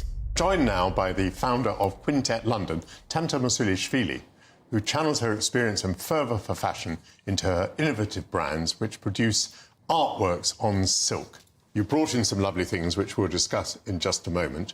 Tell me a little bit about the complexity of printing an artist's idea onto silk. Is that a difficult thing to do? It's actually very simple, because we just simply ask our clients a set of questions to find out what they like, their experiences, their favorite objects, or anything they desire. We create out of this information preliminary sketch, show it to clients until it's perfect. We change it according to their needs. Are you saying that everything that you're doing here is personalised to a client? It's a commission from a client? Every single piece is totally unique. We make each individual piece for the client taste. So every single piece is totally different. And what is nice, for example, we do like wedding favors, corporate gifts, investors' gifts, and every single time we would match the theme throughout to the actual company theme and so on. Now here we have a series of little silk ties. Am I right to call them ties? This one's actually called twillies. Twilly. Yes. I didn't know the word twilly. Yes. These have a name. So this is the name of your client in this case. This one is Amanda, I think. Exactly. So actually these are our signature design. So if you want to give someone something quickly, but just simply add their names, you can order from our website, and you just simply need to insert their name, and we can produce it on your favorite color combination. But then obviously our main product is totally unique pieces which are bespoke. GB News, the People's Channel. Join me, Nana Akwe, for an informative, interactive news programme with a difference. It's fun. It's true. You're not wrong. No one will be cancelled. Lovely. Join me from 3 p.m. every weekend, only on GB News, Britain's news channel. Join me, Neil Oliver, every Sunday night at 6 p.m. on GB News. And if an hour is not nearly enough for you, go to gbnews.com for special extended episodes online every Friday at 9 p.m, where we can truly get into the nitty-gritty of what's going on. GB News, Britain's news channel.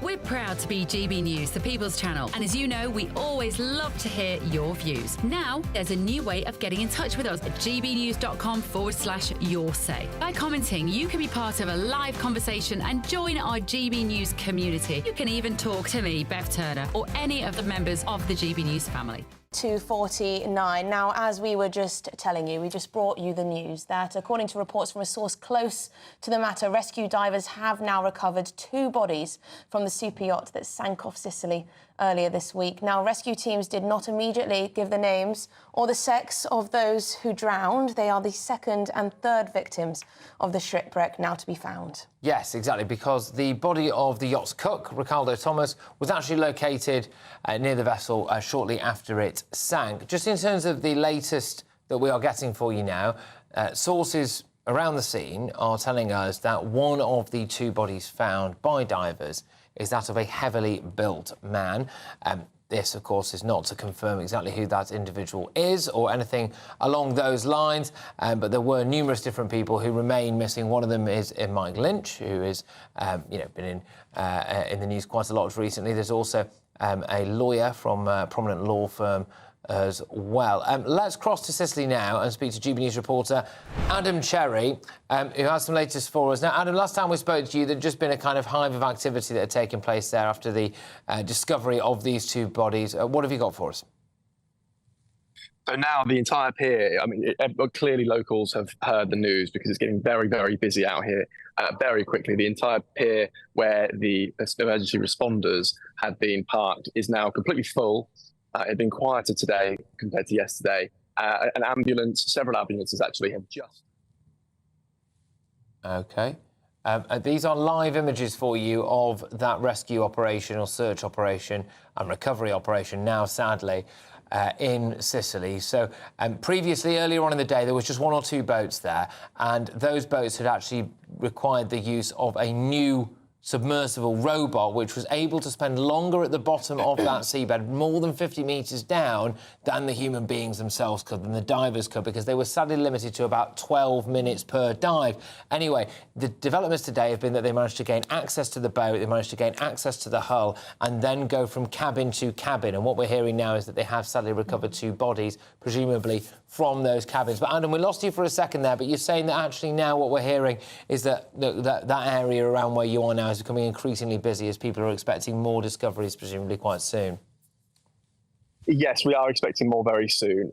If you can hear, there's another helicopter is just landing. There are several more ambulances, and the entire pier is now completely packed out with emergency services personnel and local people who are hearing the news and gathering to see what happens. Yes, and as we were reporting earlier, 6 people were missing. 2 bodies have now been recovered. 4 are still missing inside this super yacht, or so we can presume. The recovery efforts still very much on their way. There was some hope, wasn't there, that there may have been air pockets within this yacht that may have kept some of those people alive. Presumably now there is a lot of concern for the fate of those who were left on this yacht. Yes, there is, unfortunately, and this was the concern: was that the air pockets would be affected very quickly, either by passage of time or any movements of the ship. And frankly, we're now 3 days in, so it looks like that possibility has now extinguished. There was some serious question marks starting to emerge over the capability of the Italian rescue operation, actually. People were wondering, well, why on earth is it taking so long to gain access to the boat? Why on earth is it taking so long to find out, especially in a situation where conceivably every single second and minute matters? If you are dealing with a case where people are trapped in an air pocket, although perhaps it may emerge over time that they knew something a lot earlier than what they told us, and that this was always just going to be some kind of recovery operation, not so much a rescue operation. Adam Cherry, thank you very much. We'll be going to you for regular updates over the course of the day here at GB News. It's Adam Cherry who's at the scene for us there. He said that ambulances were starting to arrive, which implies that they think they're going to get those bodies up to the water quite quickly. We have not had those bodies named or formally identified yet. Only one of them, we've been told, is that's a very well-built man. Unfortunately for the families involved as well, Mike Lynch's 18-year-old daughter is still missing. We await information as to whether or not there are any survivors in that incident. Yes, and if any identifications are made, I'm sure Martin, in his programme, will update you on any developments there. But as Patrick says, 2 more bodies found and recovered, very sadly, in this tragic incident off the coast of Sicily. Thank you very much indeed for joining us this afternoon on Good Afternoon Britain. Some heavy news to bring you this afternoon, very sadly. But we'll be back tomorrow from 12 o'clock with Good Afternoon Britain. I'll be you again. I'll be back on tonight, 9 to 11 p.m. as well, so keep it GB News. Lovely. Right, well done. Well done. Hi there, time for the latest forecast from the Met Office for GB News. Wet and windy, increasingly so in the northwest overnight, drier elsewhere, and for all of us it will be a relatively mild, if not warm, night to come. A couple of low-pressure systems heading our way. The one to the south contains the remnants from ex-Hurricane Ernesto, no longer a hurricane, but containing a lot of tropical moisture, and that moisture resulting in a lot of rainfall across northwestern parts overnight, especially western Scotland, where there's a rain warning enforced because of the risk in places of